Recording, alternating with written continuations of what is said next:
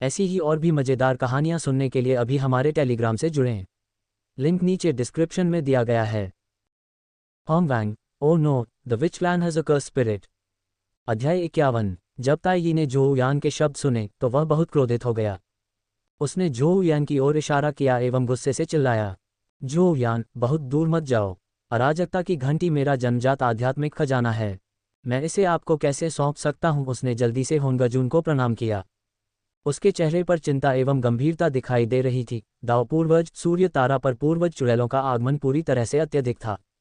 उन्होंने जबरदस्ती मेरे जन्मजात आध्यात्मिक खजाने को जब्त कर लिया, जिसके कारण सूर्य तारा कांपने लगा। मैं दाओ पूर्वज से अनुरोध करता हूं कि वे मेरे लिए न्याय बनाए रखें। दी जून भी तुरंत झुक गया। हम दाओ पूर्वज से अनुरोध करते हैं कि वे हमारे लिए न्याय बनाए रखें। ये देखकर झोउ यान नाराज नहीं हुआ। इसके बजाय 12 पूर्वज चुड़ैलें अविश्वसनीय रूप से क्रोधित हो गईं। उनके शरीरों में ईश्वरीय दुष्टता का आभास दिखाई दे रहा था। मानो वे देवताओं को मार रहे हों। उन्हें यह इच्छा थी कि इस मामले को समाप्त करने के लिए वे तुरंत ही दी जून एवं ताई को भी मार दें। हालांकि झोउ यान के निर्देशों को याद करते हुए उन्होंने अवज्ञा करने की हिम्मत नहीं की। इसलिए वे केवल चुपचाप ही क्रोध कर सकते थे। लेकिन जब वे दी जून और ताई की ओर देख रहे थे तो उनकी आंखों में अत्यधिक क्रोध था। वे सभी ने होंगजून की ओर देखा, फिर अक्सर झोउ यान की ओर भी नजर डाली। ये देखकर कि झोउ यान के चेहरे पर कोई बदलाव नहीं आया था एवं उनमें मुस्कान भी थी। उन्हें थोड़ी राहत महसूस हुई। 12 पूर्वज चुड़ैलों को पता था कि उनका 13वां भाई हमेशा से ही योजनाओं में कुशल रहा है और निश्चित रूप से अब उसके पास एक योजना थी। झोउ यान ने अपने मुंह के कोने पर हल्की सी मुस्कान डाली और फिर होंगजून को प्रणाम किया। ऐसा लग रहा था कि वह उससे भी अधिक सम्मानजनक है। उसकी आवाज़ स्पष्ट रूप से सुनाई दी, अराजकता की घंटी पिता भगवान पांगू का सर्वोच्च खजाना है। इसका कर्म और मानवीय संबंध उचित रूप से पूर्वज चुड़ैलों के पास होने चाहिए। मैं दाओ के पूर्वजों से न्याय की रक्षा करने का अनुरोध करता हूँ। इस समय होंगजून की भौहें थोड़ी सी सिकुड़ गईं। उसने दी जून एवं ताई की ओर देखा, फिर झोउ यान की ओर भी देखा। उन्होंने पहले ही इस विवाद को सुलझाने का इरादा किया था एवं अपने ऋषि की प्रतिष्ठा के आधार पर पूर्वज चुड़ैलों को पीछे हटाना चाहते थे। जहां तक अराजकता की घंटी का सवाल है तो ये स्वाभाविक रूप से ताई के पास ही रहेगी, क्योंकि यह भविष्य में होने वाली चुड़ैल एवं राक्षसों की आपदा से संबंधित थी। ये स्वर्ग उद्घाटनकारी सर्वोच्च खजाना अत्यंत आवश्यक था। हालांकि सभी की निगरानी में पूर्वज चुड़ैलों ने कर्म के आधार पर कार्य किया और इसके अलावा मानव संबंधों के कर्म पर भी भरोसा किया, जो एक प्रशंसनीय तर्क था। उन्हें सीधे तौर पर यह आदेश देना कठिन लगा कि अराजकता की घंटी ताई के हाथ में होनी चाहिए, क्योंकि उन्हें डर था कि इससे जनता को विश्वास नहीं होगा। फिर भी पूर्वज चुड़ैलों के लिए इसका उपयोग करना बिल्कुल असंभव था। होंगजून की नज़र उन पर टिकी रही। झोउ यान एवं हाउटू द्वारा प्राकृतिक रूप से आदिम आत्माओं को जन्म देना कोई रहस्य नहीं था, और झोउ यान ने पहले ही हुन्युआन गोल्डन इमॉर्टल क्षेत्र प्राप्त कर लिया था। इससे पता चलता है कि यह शाप पूर्वज चुड़ैल वास्तव में असाधारण थी। यदि उसे अराजकता की घंटी, इस स्वर्ग उद्घाटन करने वाले सर्वोच्च खजाने से भी सहायता प्राप्त हो जाए। तो जब चुड़ैल एवं राक्षसों के समूहों में आपदाएं शुरू हुईं तो कैसे वे दोनों एक संतुलित शक्ति हासिल कर सकते हैं। अंततः दोनों ही प्रागैतिहासिक दुनिया से बाहर निकल गए। क्या इससे उसकी गणना बिगड़ नहीं जाएगी। इस समय दोनों पक्षों ने होंगजून से न्याय की व्यवस्था करने को कहा। हालांकि वह अराजकता की घंटी के मालिक का सीधे तौर पर पता नहीं लगा सका, लेकिन इससे उस दाव पूर्वज को कोई परेशानी नहीं हुई। क्योंकि उसने दाव एवं दानवों के बीच हुए संघर्ष में जीत हासिल कर ली थी। वह गणना की कला में भी बहुत कुशल थे। आप सभी को बहस करने की जरूरत नहीं है। अराजकता की घंटी ताई का जन्मजात आध्यात्मिक खजाना है। ये स्वर्ग द्वारा निर्धारित है और स्वाभाविक रूप से स्वर्गीय संख्याओं का अनुसरण करता है। ये सुनकर दी जून एवं ताई बहुत खुश हो गए। उनकी आंखों में जीत की भावना दिखाई दे रही थी। वे अपने सामने खड़ी उन पूर्वज चुड़ैलों को देख रहे थे। उनके होंठों पर हल्की सी मुस्कान थी। इस बीच पूर्वज चुड़ैलें बहुत गुस्से में थीं। झोउ यान की नज़रें शांत रहीं, मानो वह लंबे समय से ऐसा ही सोच रहा हो। फिर उसने चुपचाप होंगजून के बोलने का इंतजार किया। पूर्वजों की चुड़ैलें पंगू के वंशज हैं और स्वाभाविक रूप से उनके पास इस खजाने का उपयोग करने की योग्यता भी है। हालांकि इस समय स्वर्गीय संख्याएं ताई के पक्ष में हैं, इसलिए स्वाभाविक रूप से ताई ही इसका उपयोग करेंगे। जहां तक स्वर्गीय संख्याओं में परिवर्तन की बात है तो आप पूर्वज चुड़ैलें स्वाभाविक रूप से अपना अवसर तलाश सकती हैं। सभी लोग हैरान रह गए। दाव पूर्वज का इससे क्या मतलब था। दी जून एवं ताई तुरंत ही हैरान रह गए। स्वर्गीय संख्याओं में परिवर्तन का क्या अर्थ है? उनकी आंखों में चिंता दिखाई दे रही थी, लेकिन उन्होंने इसका खंडन करने की हिम्मत नहीं की। दोनों ने एक दूसरे की ओर देखा एवं गुप्त रूप से दाव पूर्वज होंगजुन के शब्दों का अर्थ जानने पर विचार किया। केवल झोउ यान ही तुरंत होंगजुन की योजना को समझ गया। उसकी आंखों में तिरस्कार का भाव दिखाई दे रहा था, लेकिन वह भावना एक पल में ही गायब हो गई। उसके होंठों पर हल्की सी मुस्कान आ गई और उसने अपना शरीर सीधा करके थोड़ा झुक गया। दाव पूर्वज के शब्दों में कहा गया है कि स्वर्गीय संख्याएं ताइयी की ओर आकर्षित होती हैं। इसलिए अराजकता की घंटी का उपयोग ताइयी ही करना चाहिए। यदि स्वर्गीय संख्याएं पूर्वज चुड़ैलों के पक्ष में हैं, तो पूर्वज चुड़ैलियां इसका उपयोग करेंगी। क्या झोउ यान के शब्द सही हैं? होंगजुन अभी भी उदासीन व्यवहार में था। हालांकि उसे झोउ यान के इरादों का पता नहीं था, लेकिन स्वर्गीय संख्याओं के बारे में उसके शब्दों की सच्चाई को स्वीकार करना ही बेहतर था। ताकि आगे कोई उलझन न पैदा हो। फिर उसने हल्के से सिर हिलाया। आपके शब्द सही हैं। जो स्वर्गीय संख्याओं द्वारा निर्धारित किया गया है, उसे स्वाभाविक रूप से चुनौती नहीं दी जा सकती। झोउ यान के होंठ मुस्कुराने लगे और उसने फिर से पूछा, क्या मैं दाव पूर्वज से पूछ सकता हूं कि स्वर्गीय संख्याएं क्या हैं? ये जूनियर बहुत ही कमज़ोर है। मैं दाव के पूर्वज से अनुरोध करता हूं कि वे मुझे कुछ समझाएं। होंगजुन ने मुड़कर झोउ यान की ओर देखा, जो पूरी तरह से सम्मानजनक थे। उसकी आंखों में एक अजीब नज़र, तीक्ष्णता का संकेत एवं चेतावनी दिखाई दी। उसकी नज़रें भी ठंडी हो गईं एवं उसकी आवाज़ उदासीन ही रही। स्वर्गीय संख्याएं स्वाभाविक रूप से स्वर्ग और पृथ्वी की महान प्रवृत्तियों द्वारा निर्धारित होती हैं। इस समय दी जून एवं ताइयी दोनों के चेहरे पर उलझन दिखाई दे रही थी। दी जून, जो रिवरचार्ट एवं लुओशु का उपयोग करता था, स्वर्गीय रहस्यों एवं भाग्य की भविष्यवाणी करने में कुशल था। इसलिए उसे स्वाभाविक रूप से स्वर्गीय संख्याओं के बारे में कुछ समझ थी। इस समय उसकी नज़रें हिल गईं एवं दाव पूर्वज की ओर उसकी नज़र अचानक बदल गई। फिर उसने जल्दी से अपना सिर नीचे कर लिया। स्वर्ग और पृथ्वी के महान रुझानों द्वारा निर्धारित एक ऋषि निश्चित रूप से जल्दबाजी में बात नहीं करेगा। क्या ऐसा हो सकता है कि ताइयी और मैं वास्तव में स्वर्ग और पृथ्वी के महान रुझानों में शामिल हों? यद्यपि दी जून एवं अन्य जन्मजात पवित्र प्राणी प्राचीन काल में ही पैदा हुए थे, फिर भी वे प्राचीन समय की ड्रैगन हान आपदा के बारे में कैसे नहीं जानते? इसमें स्वर्ग और पृथ्वी की महान प्रवृत्तियां हावी थीं। यद्यपि अवसर कम हो गए, लेकिन तीनों कुलों को कठिनाइयों का सामना करना पड़ा और अंततः वे सभी लुप्त हो गए। अवसर और विपत्ति दोनों ही एक साथ चलते थे। दी जून भी एक बुद्धिमान व्यक्ति था।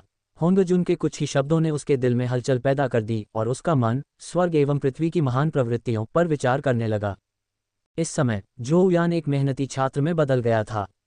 उसने फिर से झुककर धीरे धीरे कहा, धन्यवाद दाव पूर्वज, मुझे ज्ञान देने के लिए। इस जूनियर के पास अभी भी एक सवाल है और मैं दाव पूर्वज से अनुरोध करता हूं कि वे मुझे ज्ञान दें। होंगजुन की भौहें थोड़ी सी सिकुड़ गईं। दुनिया के पहले स्वर्गीय दाव संत के रूप में एवं गणना करने में कुशल होने के कारण इस समय उसके दिल में थोड़ी बेचैनी महसूस हो रही थी। उसकी आंखें थोड़ी सी हिल गईं एवं उसने झोउ यान की ओर देखा। उसके चेहरे पर विचारशीलता दिखाई दे रही थी। वह कुछ क्षण के लिए रुका, फिर बोला। उसकी आवाज़ अभी भी उदासीन थी, लेकिन उसमें थोड़ी अधीरता भी महसूस हो रही थी।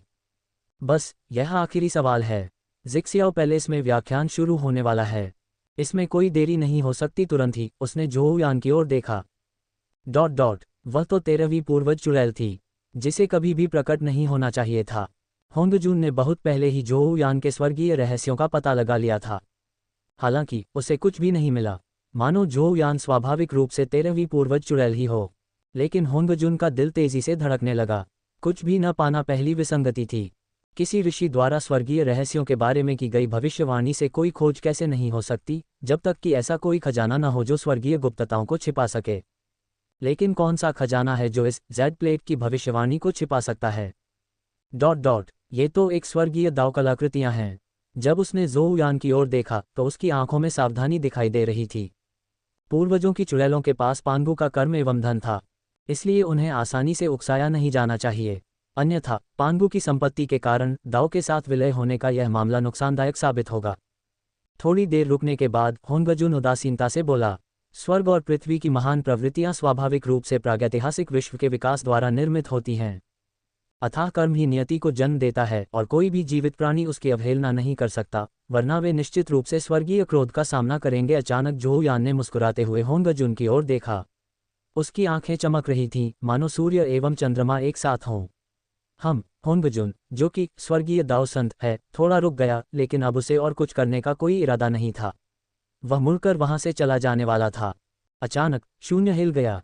स्वर्ग एवं पृथ्वी के बीच एक अत्यंत शक्तिशाली आभा प्रकट हो गई, केवल ये देखने के लिए कि 9 आकाशों से परे एक विशालकाय आकृति जो स्वर्ग एवं पृथ्वी के बीच खड़ी है। ये बिल्कुल ही पांगु ट्रू बॉडी था। झोउ यान ने चेहरे पर मुस्कान के साथ होंगजुन की ओर देखा, जो इस दाओ पूर्वज थे, और धीरे से कहा, क्या मैं दाओ के पूर्वज से पूछ सकता हूँ? पिता भगवान पांगु ने प्रागैतिहासिक दुनिया को सृष्टि का देवता एवं विश्वस्वामी के रूप में ही बनाया है, इसी कारण उन्होंने संसार में सभी कर्मों की स्थापना कर दी। क्या स्वर्ग एवं पृथ्वी की महान प्रवृत्तियां पांगु से भी अधिक शक्तिशाली हो सकती हैं? क्या पांगु अराजकता की घंटी का कर्म निर्धारित कर सकता है? झोउ यान के लगातार पूछे गए 3 प्रश्नों ने तुरंत ही होंगजुन, जो कि स्वर्गीय दाओ संत थे, की अभिव्यक्ति को बदल दिया। पांगु सृजन और पृथ्वी ने वर्तमान प्रागैतिहासिक विश्व को जन्म दिया, और वह निश्चित रूप से प्रागैतिहासिक संसार के सृष्टि का देवता है। हालांकि अब स्वर्गीय दाओ ही प्राथमिक दुनिया में सभी चीजों पर नियंत्रण रखता है, फिर भी यह सृष्टि के देवता से एक कदम नीचे है। झोउ यान के 3 सवाल लगभग एक गहन पूछताछ थे। होंगजुन, जो दाओ के पूर्वज एवं स्वर्गीय दाओ संत थे, तथा कभी भी कैश डेमन गॉड्स के रूप में कार्य करते थे। स्वाभाविक रूप से वे ये स्वीकार नहीं करना चाहते थे कि प्रागैतिहासिक दुनिया में पांगु सर्वोच्च था। पांगु सृष्टि का देवता है, और इस प्रकार वह सभी चीजों के कर्म और भाग्य को निर्धारित कर सकता है। वह प्रथम सर्वोच्च ईश्वर हैं, एवं कोई भी उनके इस दृढ़ संकल्प पर सवाल उठाने की हिम्मत नहीं करता कि अराजकता का घंटी क्या है। हालांकि पांगु पहले ही नष्ट हो चुका है और सभी चीजों में बदल गया है। हालांकि पांगु का कर्म अभी भी मौजूद है, लेकिन ये पेंगु के वंशजों में ही वितरित किया जाता है। इस समय प्राथमिक दुनिया में स्वर्गीय दाओ सर्वोच्च है, लेकिन वह पांगु की उपलब्धियों को स्पष्ट रूप से मिटाने का साहस नहीं करता। हालांकि पेंगु के निशानों को मिटाने के बिना हेवनली दाओ दुनिया पर सही मायने में नियंत्रण पाने के लिए संघर्ष करेगा।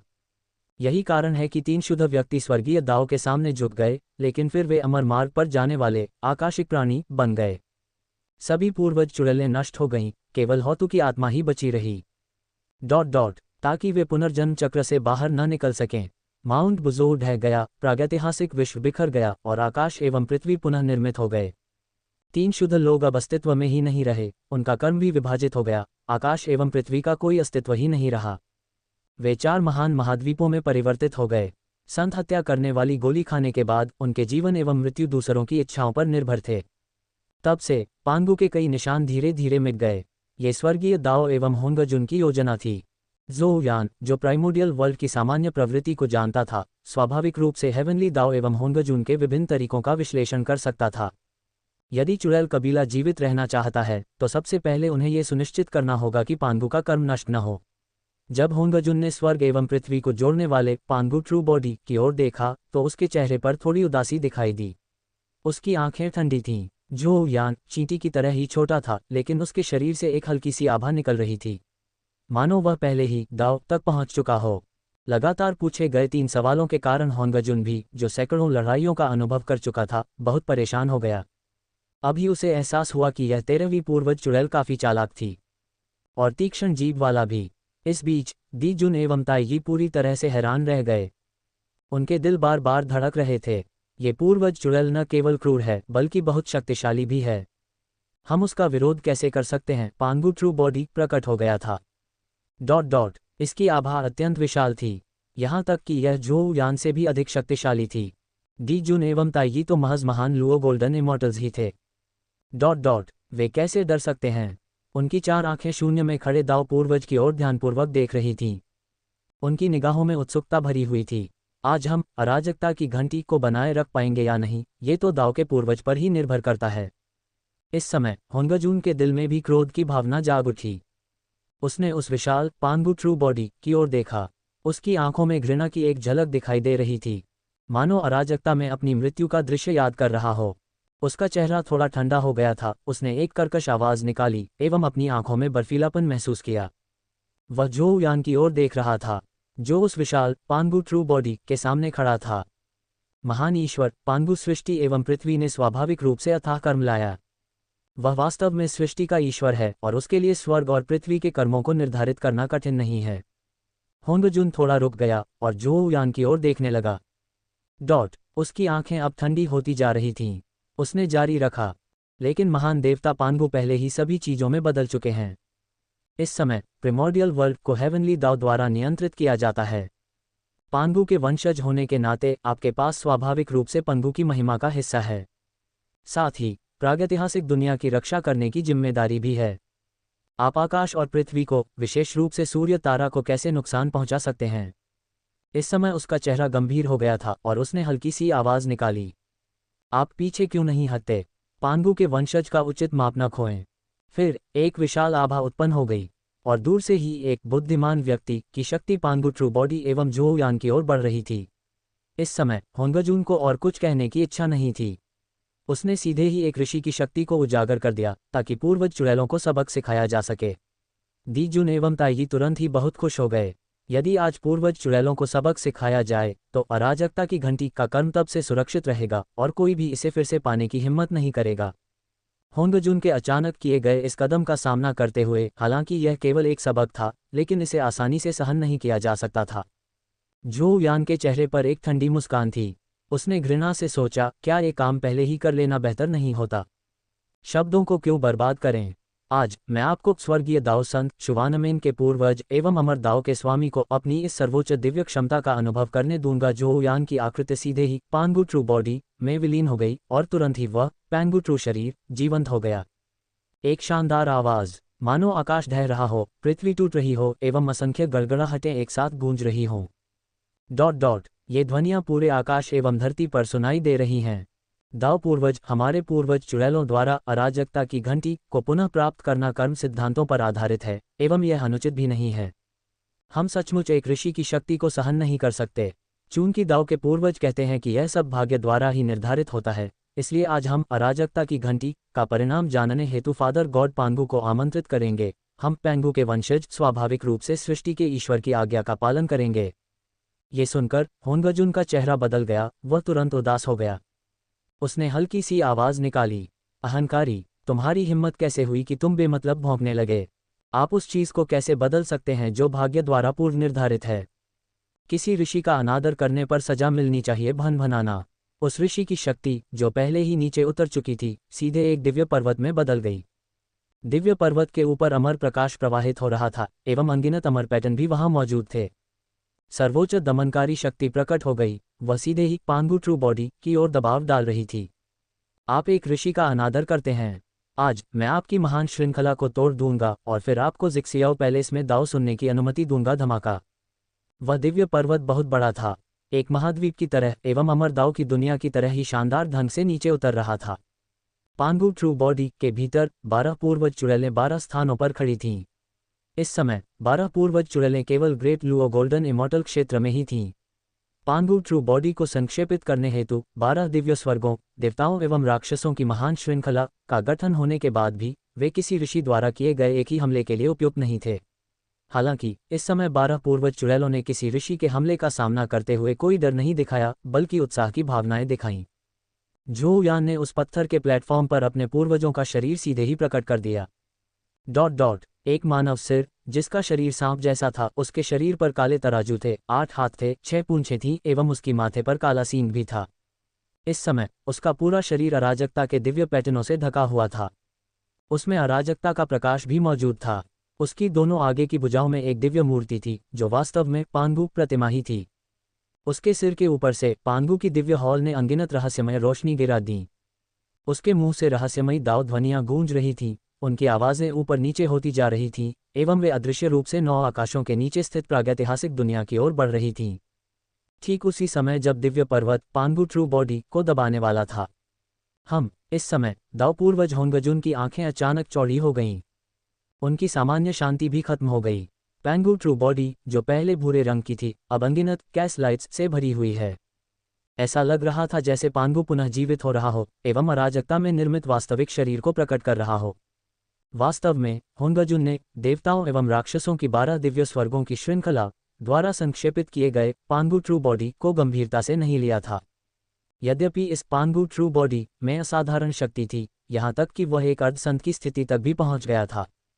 होंगजून एक अराजकता राक्षस देवता का अवतार था, तो वह पांगू ट्रू बॉडी के रूप को कैसे नहीं जान सकता? 12 पूर्वज चुड़ैलों द्वारा बनाया गया पांगू ट्रू बॉडी, जो उस विशाल समूह पर आधारित था, केवल एक सती नकल ही थी। एक ऐसा झूठा शरीर जिसमें कोई भी वास्तविक अराजकता नहीं थी। ये प्रागैतिहासिक दुनिया के प्राणियों को धोखा दे सकता था, लेकिन उसकी नज़र में एक अराजकता राक्षस देवताओं का अवतार, हालांकि इसमें शक्ति थी, फिर भी यह ध्यान देने लायक नहीं था।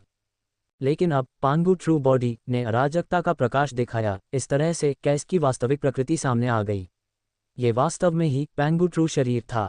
भनभनाना। अचानक प्रागैतिहासिक दुनिया कांपने लगी एवं अनगिनत जीव भयभीत हो गए।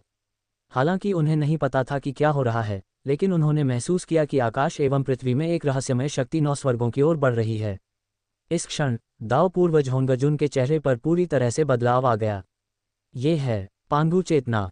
इस क्षण पांगू ट्रू बॉडी के भीतर उस पत्थर की प्लेटफॉर्म पर झोउ यान ने अपने पूर्वजों का वास्तविक शरीर प्रकट किया। उसने दोनों हाथों में पैंगू नामक मूर्ति को पकड़ रखा था एवं उसके चेहरे पर श्रद्धापूर्ण भाव थे। वह लगातार प्रार्थना कर रहा था, हे पिता परमेश्वर, आपके वंश के बच्चे... आप अपने पिता परमेश्वर की मूर्ति को मार्गदर्शक के रूप में उपयोग करते हुए पिता परमेश्वर की चेतना को एकत्रित कर लेते हैं, स्वर्ग एवं पृथ्वी का कर्म निर्धारित कर देते हैं... और पांगू की महिमा को पूरा कर देते हैं। डिंग, श्राप कानून का पता चल गया है। मेजबान की खेती में वृद्धि हो गई है और आज से बोनस 1000 गुना बढ़ जाएगा। ब्लडलाइन अट्रैक्शन कस बोनस में 1000 गुना वृद्धि हो गई है। स्पिरिट कैपिटल प्राइमोडियल स्पिरिट कस बोनस में 1000 गुना वृद्धि हो गई है। धमाका। झोउ यान के शरीर पर लागू श्राप कानून एक साथ जुड़ गया, जिससे 2 शाप सील बन गए। अर्थात ब्लडलाइन अट्रैक्शन कज एवं स्पिरिट कैपिटल प्राइमोडियल स्पिरिट कज। जितना अधिक समय तक झोउ यान ने पांगू मूर्ति को परिष्कृत किया, उतना ही उसे इसकी दिव्य विशेषता का पता चला। इसमें न केवल महान देवता पांगू की शक्ति का अंश था, बल्कि यह प्रागैतिहासिक दुनिया की शक्ति को भी सूक्ष्म रूप से उपयोग में ला सकता था। इस क्षण शाप कानून की शक्ति का उपयोग करते हुए झोउ यान ने अपने ही रक्त रेखा के आकर्षण का उपयोग करके एक शाप सील तैयार किया। इसे पांगू प्रतिमा से जोड़ दिया गया। उन्होंने स्पिरिट कैपिटल प्राइमोडियल स्पिरिट कज का भी उपयोग किया ताकि आत्माओं को इकट्ठा करने की शक्ति में बदलाव लाया जा सके। इस कारण उन्हें एक और श्राप मिल गया। दोनों को मिलाकर तथा सिस्टम के 1000 गुना बोनस के साथ श्राप सील की शक्ति बहुत बढ़ गई। इसने पैंगू प्राइमोडियल स्पिरिट्स को आकर्षित किया, जो पहले ही प्रागैतिहासिक दुनिया के विभिन्न कोनों में फैल चुके थे। वे पांगू ट्रू बॉडी के भीतर ही एकत्रित हो गए, और इससे भी अधिक महत्वपूर्ण बात यह है कि झोउ यान के हाथों में रखी गई उस पंगू मूर्ति पर भी वे एक साथ शामिल हो गए। यह एक ऐसा अनुमान था जो झोउ यान ने अनगिनत अनुमानों के बाद पैंगू मूर्ति को परिष्कृत करते समय लगाया था।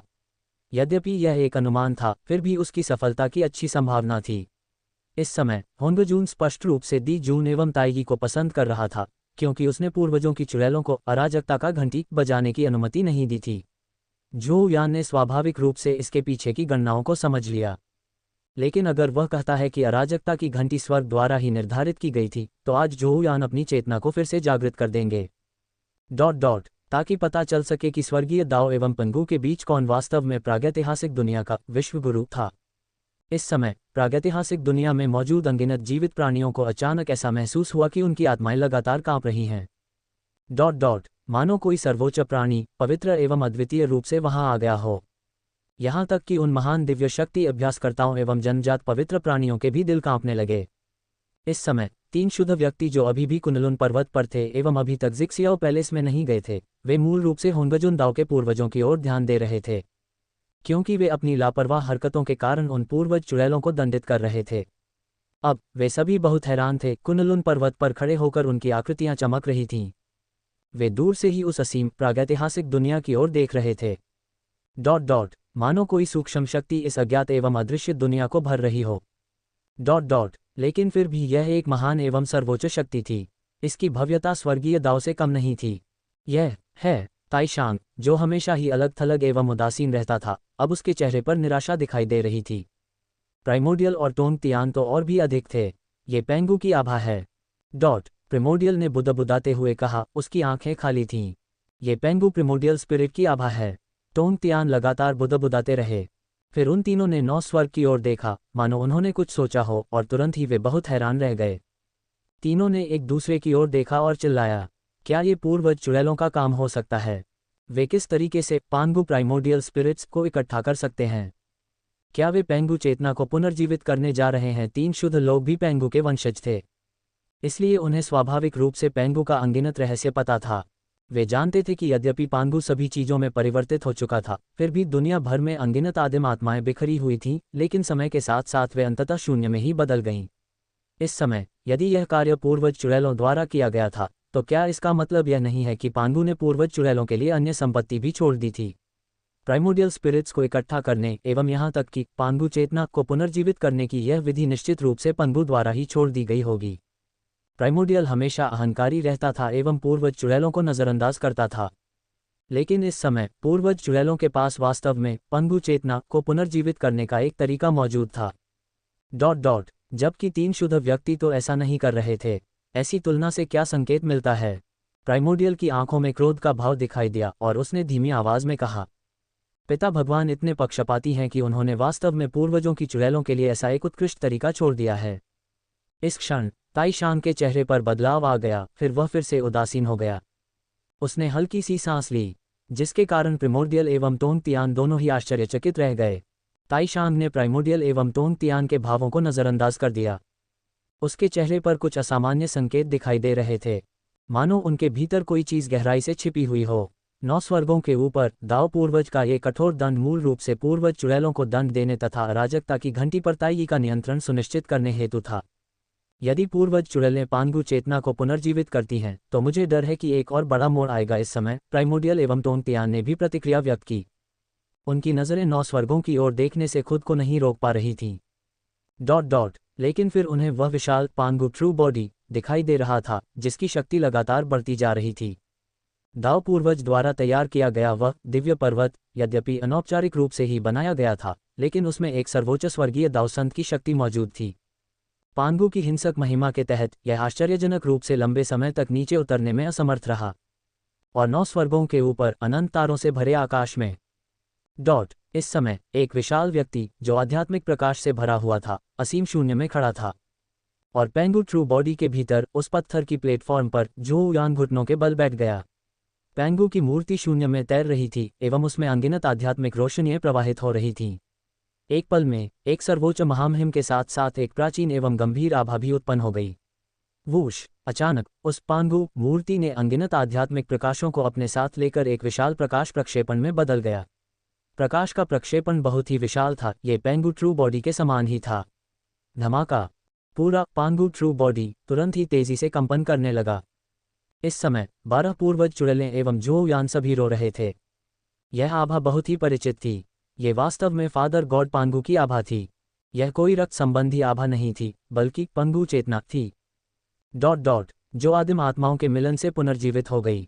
अचानक एक भव्य एवं गंभीर आवाज सुनाई दी, मेरे वंशज! यद्यपि पांगू की प्राथमिक आत्माएं एक साथ आ गई थीं एवं उसकी चेतना अस्थायी रूप से पुनर्जीवित हो गई थी, लेकिन ऐसा लग रहा था कि वह अराजकता में है। वास्तव में तो पूरी तरह से पुनर्जीवी नहीं हुई। हालांकि वहां वास्तव में एक चेतना ही मौजूद थी। जो यान बहुत उत्साहित थे एवं अपने दिल में ये कहते रहे, जैसा कि अपेक्षित था, ग्रेट गॉड पांगू द्वारा छोड़ा गया हर दिव्य वस्तु का एक गहरा अर्थ होता है। ये पांगू मूर्ति एक मार्गदर्शक ताबीज है जो पांगू की चेतना से जुड़ती है। जो यान ने तुरंत 3 बार झुककर सम्मानपूर्वक कहा, रक्त रेखा वंशज, पिता परमेश्वर की चेतना को पुनर्जीवित करते हुए केवल अराजकता घंटी के स्वामित्व के लिए मैं पिता परमेश्वर से विनती करता हूं कि वे स्वर्ग एवं पृथ्वी के कर्मों का निर्धारण करें और हम पूर्वज चुड़ैलों को पांगू के सर्वोच्च खजाने का उपयोग करना होगा। इस क्षण प्रकाश प्रक्षेपण के भीतर से एक अलौकिक आवाज नीचे आ गई, ऐसा ही होगा। जो यान को यह देखकर बहुत खुशी हुई कि उनकी चेतना भी उसी बात से सहमत है। आज जब पांगू चेतना ही कर्म को निर्धारित कर रही है, तो अराजकता की घंटी जो कि पांगू का सर्वोच्च खजाना है, निश्चित रूप से पंगू के वंशजों के पास होगी। यहाँ तक कि होंगजुन, जो एक स्वर्गीय दाव संत है, भी विरोध करने की हिम्मत नहीं कर सकता था, एवं स्वर्गीय दाव तो केवल उसी बात का पालन ही कर सकता था। क्योंकि अराजकता घंटी के स्वामित्व से दुनिया की सामान्य दिशा पर कोई प्रभाव नहीं पड़ रहा था। जैसा कि कहा जाता है, प्रमुख प्रवृत्ति अपरिवर्तित रहती है, लेकिन छोटी प्रवृत्तियों में परिवर्तन किया जा सकता है। इस समय होंगजून का चेहरा वाकई शानदार था। उसका चेहरा इतना उदास लग रहा था कि ऐसा लग रहा था जैसे उसमें से पानी टपक जाएगा। दी जून एवं ताई के चेहरे भी उदास थे। ये पूर्वज चुड़ैलें किसी स्वर्गीय दाव संत की शक्ति से डरती नहीं हैं। हमारे जैसे छोटे छोटे लोग फिर से बोलने का साहस कैसे कर सकते हैं? हम केवल यही प्रार्थना कर सकते हैं कि दाव पूर्वज अडिग होकर अराजकता की घंटी बजाएं। धमाका! अचानक पांगू ट्रू बॉडी ने एक विशाल आध्यात्मिक प्रकाश उत्सर्जित कर दिया। उसकी आंखों में सूर्य एवं चांद एक साथ थे और उस अनंत तारों से भरे आकाश को कोई भी व्यक्ति दबा सकता था। 9 स्वर्गों से परे मौजूद खरबों अनियंत्रित अराजकता भी एक भी लहर नहीं उठा सकी। मैं सृष्टि का देवता हूँ पांगू। सृष्टि के देवता का आदेश है कि अराजकता की घंटी को जोहू यान ही बजाएगा। ताई का शरीर कांपने लगा। अराजकता की घंटी सीधे ही उसकी आदिम आत्मा से निकलकर पांगू ट्रू बॉडी के हाथ में पहुंच गई। ताई तुरंत ही बहुत हैरान रह गए। दाओ पूर्वज। उसने अवचेतन रूप से होंगजुन दाओ के पूर्वज की ओर देखा, लेकिन उसे केवल एक उदास चेहरे वाला व्यक्ति ही दिखाई दिया, जो चुपचाप उस खालीपन को तोड़ रहा था। होंगजुन दाओ के पूर्वज चुपचाप पीछे हट गए। पांगू ट्रू बॉडी कांपने लगा एवं प्रागैतिहासिक दुनिया में अनगिनत आध्यात्मिक रोशनी बिखर गई। वह भव्य आभा गायब हो गई। फिर पांगू ट्रू बॉडी फैल गया। वहां जोहू यान एवं उन 12 पूर्वजों की मूर्तियां दिखाई दीं। जोहू यान एवं उन 12 पूर्वजों वाली चुड़ैलों ने अपने आसपास मौजूद उस आध्यात्मिक प्रकाश को देखा। उनकी आंखों में प्रशंसा एवं कृतज्ञता दिखाई दे रही थी। यद्यपि जोहू यान ने पांगू ट्रू बॉडी को संक्षेपित करने हेतु 12 दिव्य स्वर्गों के देवताओं एवं राक्षसों की महान श्रृंखला का उपयोग किया, जिससे वह एक ऐसी शक्ति में परिवर्तित हो गया जो पंगु चेतना को धारण कर सकती है। साथ ही उन्होंने पूर्वज चुड़ैलों से संबंधित रक्त रेखाओं का भी उपयोग किया, लेकिन स्वाभाविक रूप से इसमें पांगु कर्म एवं भाग्य भी शामिल थे। इस प्रणाली द्वारा श्राप की शक्ति को हजारों गुना बढ़ा दिया गया एवं अंततः पेंगु प्रतिमा का उपयोग माध्यम के रूप में किया गया। इसके बाद उसने प्रागैतिहासिक दुनिया में मौजूद अनगिनत पांगु आदिम आत्माओं को इकट्ठा कर लिया। पांगु की आदिम आत्माएं पांगु मूर्ति को एक माध्यम के रूप में तथा पेंगु ट्रू बॉडी को एक उपकरण के रूप में उपयोग करके एकत्रित हुईं, ताकि पंगु चेतना को पुनर्जीवित किया जा सके। पांगु सृष्टि का देवता है। उसने प्रागैतिहासिक दुनिया को खोल दिया। वह स्वर्ग एवं पृथ्वी के एकमात्र सर्वोच्च ईश्वर हैं। यहाँ तक कि स्वर्गीय दाओ संत भी उनकी तुलना नहीं कर सकते। यहाँ तक कि स्वर्गीय दाओ को भी अपना रास्ता छोड़ना पड़ा। बेशक इस बार यह केवल अराजकता की घंटी के लिए ही था। और पहले से ही कारण प्रभाव का आधार मौजूद था, इसलिए कोई बाधा नहीं थी। यदि वे स्वर्ग एवं पृथ्वी की महान प्रवृत्ति को तोड़ दें तो भले ही पंगु चेतना पुनः जागृत हो जाए, फिर भी संभवतः स्वर्गीय दाओ से रोक देंगे। ये स्वर्ग और पृथ्वी का नियम है, भले ही पांगु को पुनर्जीवित किया जाए, लेकिन वह इसे तोड़ नहीं सकता। इस समय पूर्वज चुड़ैलों द्वारा पांगु चेतना को पुनर्जीवित करना प्रागैतिहासिक दुनिया में मौजूद अनगिनत प्राणियों की अपेक्षाओं से कहीं अधिक था। इसलिए पूर्वज चुड़ैलों का सम्मान बहुत बढ़ गया। यहाँ तक कि होंगजुन दाओ के पूर्वज भी पांगु चेतना का विरोध करने की हिम्मत नहीं कर पाए। उन्होंने एक आदेश जारी किया एवं चुपचाप पीछे हट गए। इस समय अनगिनत महान दिव्य शक्ति अभ्यासकर्ता एवं जन्मजात पवित्र प्राणी अनंत तारों से भरे आकाश में चल रही स्थिति पर ध्यान दे रहे थे। जब उन्होंने देखा कि पांगु चेतना फिर से सक्रिय हो गई है, तो वे सभी बहुत ही हैरान रह गए। होंगजुन दाओ के पूर्वजों को पीछे हटते हुए देखकर भी वे अपने आश्चर्य को छिपा नहीं पाए। उन्होंने गुप्त रूप से अपने दिल में निर्णय लिया, कभी भी पूर्वज चुड़ैलों को उकसाना नहीं चाहिए। ये पूर्वज चुड़ैलें पांगु चेतना को पुनर्जीवित कर सकती हैं, कौन उन्हें उकसाने की हिम्मत करेगा। जोहू यान एवं अन्य पूर्वज चुड़ैलें 3 बार और झुक गईं, ताकि वे फादर गॉड पांगु की सुरक्षा के लिए कृतज्ञता व्यक्त कर सकें। दी जुन एवं ताई की ओर देखते हुए, जो अभी भी सूर्य के तारे को देखकर हैरान थे। जोहू यान ने जोर से हंसा, 9 आकाशों से नीचे उतरा एवं माउंट बुजोहू की ओर बढ़ गया। तुरंत ही अनिच्छा एवं क्रोध से भरी एक उग्रता की आवाज 9 आकाशों के ऊपर गूंज गई। सूर्य पर अनगिनत सच्चे आग। सूर्य के तारे असीम शून्य में फैल गए। दीजून ने उस गर्जना करने वाले ताई की ओर देखा, उसकी आंखों में निराशा दिखाई दे रही थी। उसने गहरी सांस ली एवं अचानक ही उसके आंखों में ज्ञान का भाव प्रकट हो गया। ताई, यह मामला पहले से ही तय हो चुका है और इसे बदला नहीं जा सकता। लेकिन हमारे पास इसका बदला लेने का मौका भी है। इस समय ताई ने गुस्से से भरी आवाज़ों के बाद कुछ हद तक निराश दिखाई दिया। विशाल एवं असीम सूर्य तारे को देखते हुए अब उसके मन में वह उत्साह नहीं रह गया था जो पहले सूर्य तारे के स्वामी तथा प्रागैतिहासिक विश्व के एक शीर्ष स्तरीय जन्मजात पवित्र प्राणी के रूप में था। उसकी आंखें धुंधली थीं, उनमें लड़ने की भावना का कोई निशान नहीं था। वह बेहोश हो गया था, उसका सिर नीचे झुका हुआ था। दी जून के शब्द सुनकर अंततः उसने कुछ प्रतिक्रिया दी। उसकी आंखों में भ्रम की भावना दिखाई दे रही थी। दी जून को भी ताई की प्रतिक्रिया देखकर खुशी हुई। उसे सचमुच डर था कि अराजकता की घंटी छीन लिए जाने के बाद ताई निराश हो जाएगी। दी जून ने ताई की ओर देखा एवं निश्चितता के साथ कहा, ताई, अराजक घंटी खो गई है और कारण और प्रभाव निर्धारित हो गए हैं, लेकिन वह व्यक्ति भी शायद अच्छा महसूस नहीं कर रहा है। शायद हमारे पास अभी भी आशा की एक किरण है। शायद। ताइयी के कानों में गुप्त फुसफुसाहटें सुनाई दे रही थीं। ताइयी का शरीर कांपने लगा एवं उसकी आंखों में तुरंत एक तीखी चमक दिखाई दी। उसने बार बार सिर हिलाया। उसकी आंखें अब नीरस नहीं थीं, बल्कि उसके भीतर एक गहरी नफरत फैल गई थी। उसके मुंह के कोने पर एक ठंडी मुस्कान आ गई। उसने दोनों आंखों से दी जून की ओर देखा। उसका शरीर फिर से सीधा हो गया था एवं उसका चेहरा अभी भी थोड़ा भयंकर लग रहा था। भाई दी जियांग बिल्कुल सही हैं। ज्ञानी लोग सर्वोच्च एवं महान होते हैं। वे इस अपमान को कैसे बिना किसी सजा के छोड़ सकते हैं? ये सुनकर दी जून ने हल्की सी मुस्कान दी, सिर हिलाया और फिर प्रागैतिहासिक महाद्वीप की ओर देखा। वहां एक विशाल एवं ऊंचा दिव्य पर्वत दिखाई दे रहा था। वह आकाश एवं पृथ्वी को सहारा देता रहता था। हमें चिंतित होने की कोई आवश्यकता नहीं है, बदला लेने का समय आ जाएगा। असीमित अराजकता। एक ही बैंगनी रंग की आभा ने अरबों लोगों को दबा दिया। ऐसा लग रहा था जैसे ये कोई दुनिया हो जिसके भीतर एक महल मौजूद हो। यह जिक्सियाओ पैलेस था। जिक्सियाओ पैलेस की गहराई में इस समय एक धीमी आवाज़ सुनाई दी। होंगजुन को एक क्लाउड प्लेटफॉर्म पर बैठे हुए देखा गया, जबकि हाउटियन एवं याओची, जो मूल रूप से उसकी सेवा कर रहे थे, बाहरी हॉल में मौजूद थे। इस समय केवल होंगजुन ही मौजूद था। आमतौर पर उदासीन रहने वाले दाओ पूर्वज, स्वर्गीय दाओ संत एवं स्वर्ग एवं पृथ्वी के सर्वोच्च व्यक्ति ने अपने सामान्य व्यवहार में पूरी तरह से बदलाव कर दिया।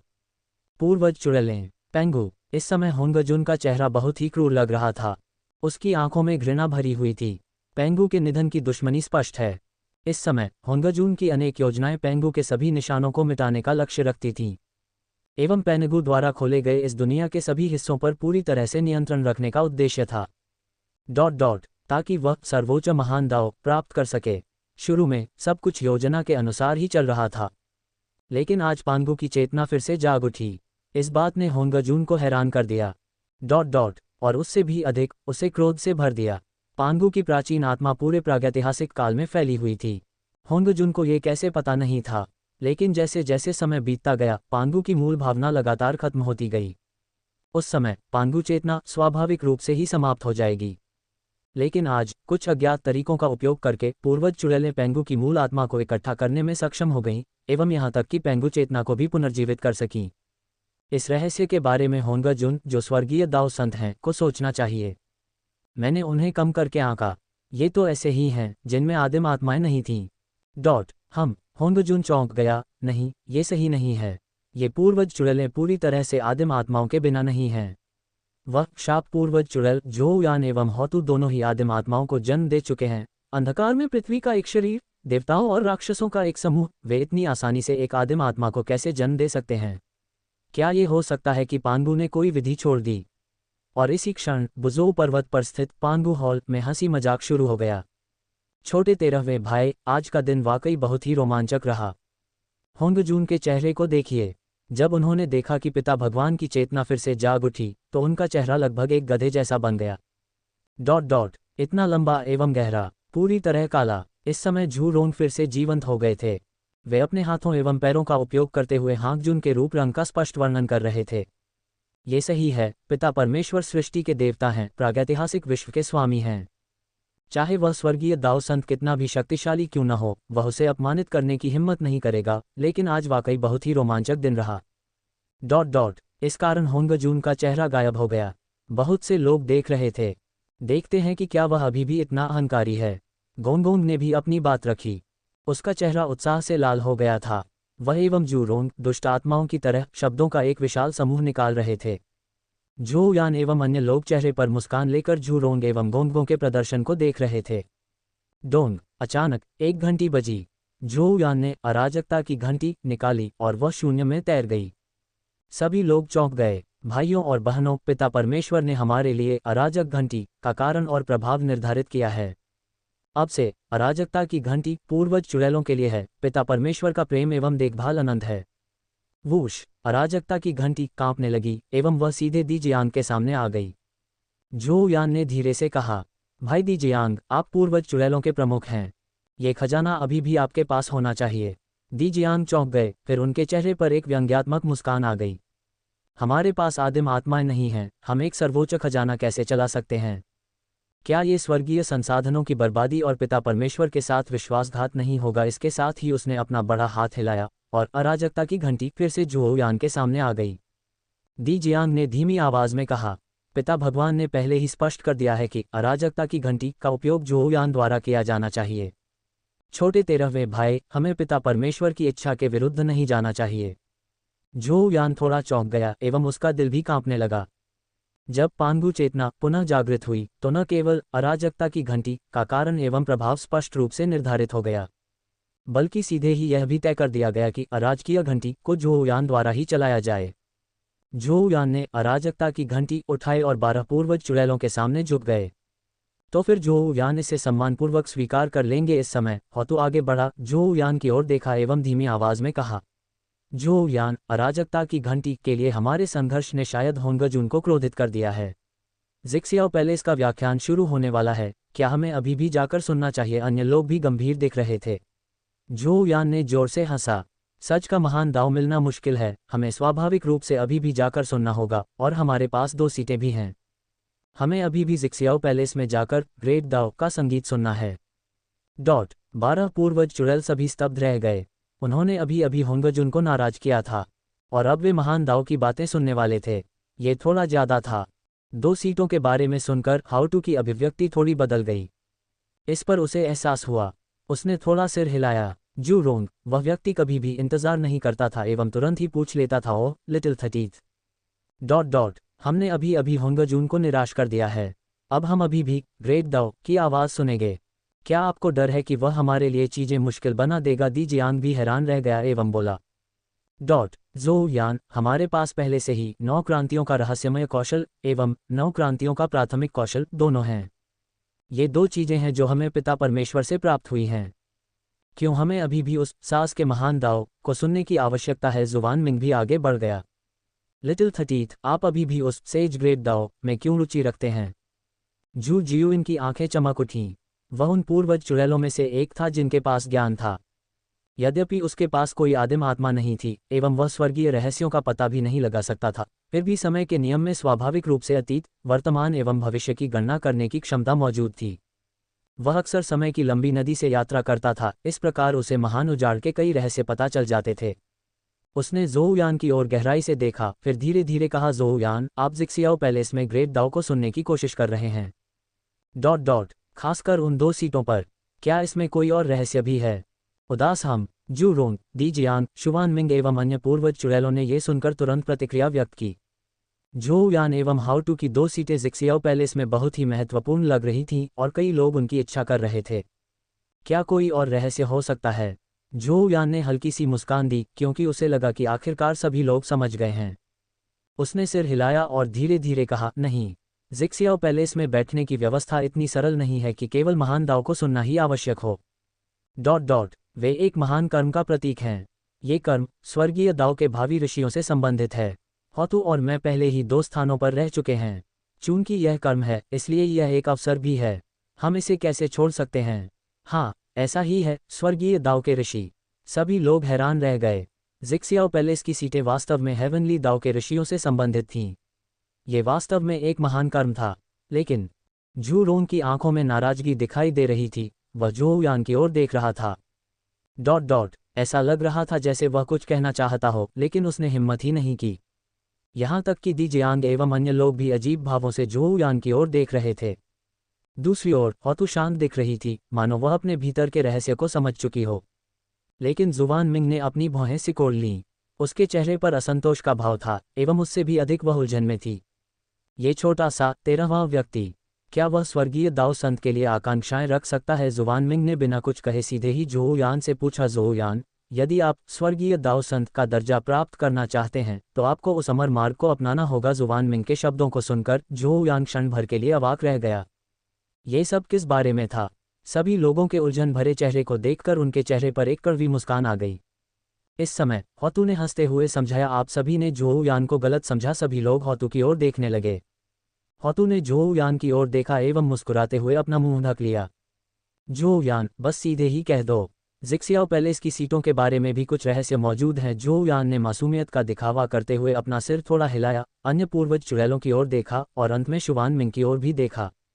मेरे बड़े भाइयों एवं बहनों, क्या आप वाकई सोचते हैं कि मैं पिता परमेश्वर के महान मार्ग को छोड़कर किसी अमर मार्ग पर आगे बढ़ूंगा? ठीक वैसे ही जैसे वे 3 मूर्ख थे, जुवान मिंग एवं अन्य लोगों को अब यह एहसास हो गया था कि कुछ और रहस्य भी हैं जिनके बारे में उन्हें जानकारी नहीं थी, एवं वे वास्तव में झोउयान के बारे में गलत समझ गए थे। जुवान मिंग ने अहंकारी भाव से कहा, यह आपको गलत समझ में आने का अधिकार देता है। आपने ऐसा पहले ही क्यों नहीं कहा? यदि आपके पास कुछ कहना है तो जल्दी ही कह दें। मुझे अभी भी अपने प्राथमिक आत्मा को जल्दी से जन्म देने के लिए पिता भगवान की 9 क्रांतियों वाली प्राथमिक क्षमताओं का विकास करना होगा। झोउयान ने व्यंग्यात्मक ढंग से हंसते हुए धीरे धीरे समझाना शुरू कर दिया। जिक्सियाओ पैलेस में मौजूद 6 सीटें खुद होंगजुन द्वारा नहीं, बल्कि स्वर्गीय दाओ के कर्मों के अनुसार ही स्थापित की गई थीं। कोई भी कह सकता है कि यह स्वर्गीय दाओ के निर्देशों का पालन करना था। इसके अलावा ये स्वर्गीय दाओ के विद्वानों की भविष्य में प्राप्त होने वाली प्रतिष्ठित पदों से भी संबंधित है। अब होतु एवं मैं 2 स्थानों पर रह रहे हैं। इस समय होंगजुन शायद अभी भी परेशान है। ये सीटें कर्म एवं अवसर दोनों ही हैं। अवसर स्वर्ग द्वारा पहले से ही निर्धारित किया गया है। एक बार बैठ जाने के बाद वह बैठ जाता है। जब तक कोई व्यक्ति स्वेच्छा से इसे छोड़ न दे तब तक इसे बदला नहीं जा सकता। इस बारे में बात करते हुए झोउयान ने हल्की सी हंसी उठाई। उसके चेहरे पर शरारती मुस्कान थी।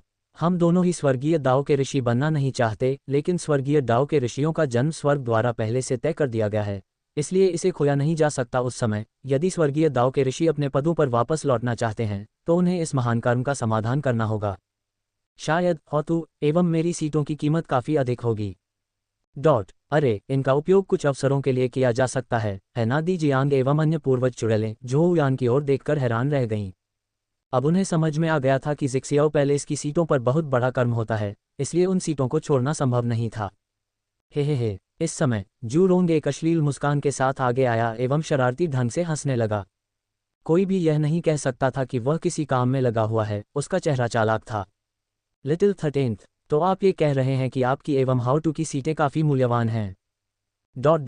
क्या इसका मतलब है कि उन्हें किसी अन्य चीज़ के बदले में बदला जा सकता है? झोउयान ने सिर हिलाया एवं जू रोंग को भी देख रहा था। जो कुछ अपमानजनक शब्द कहने वाला था। हे। जू रोंग हंस पड़ा।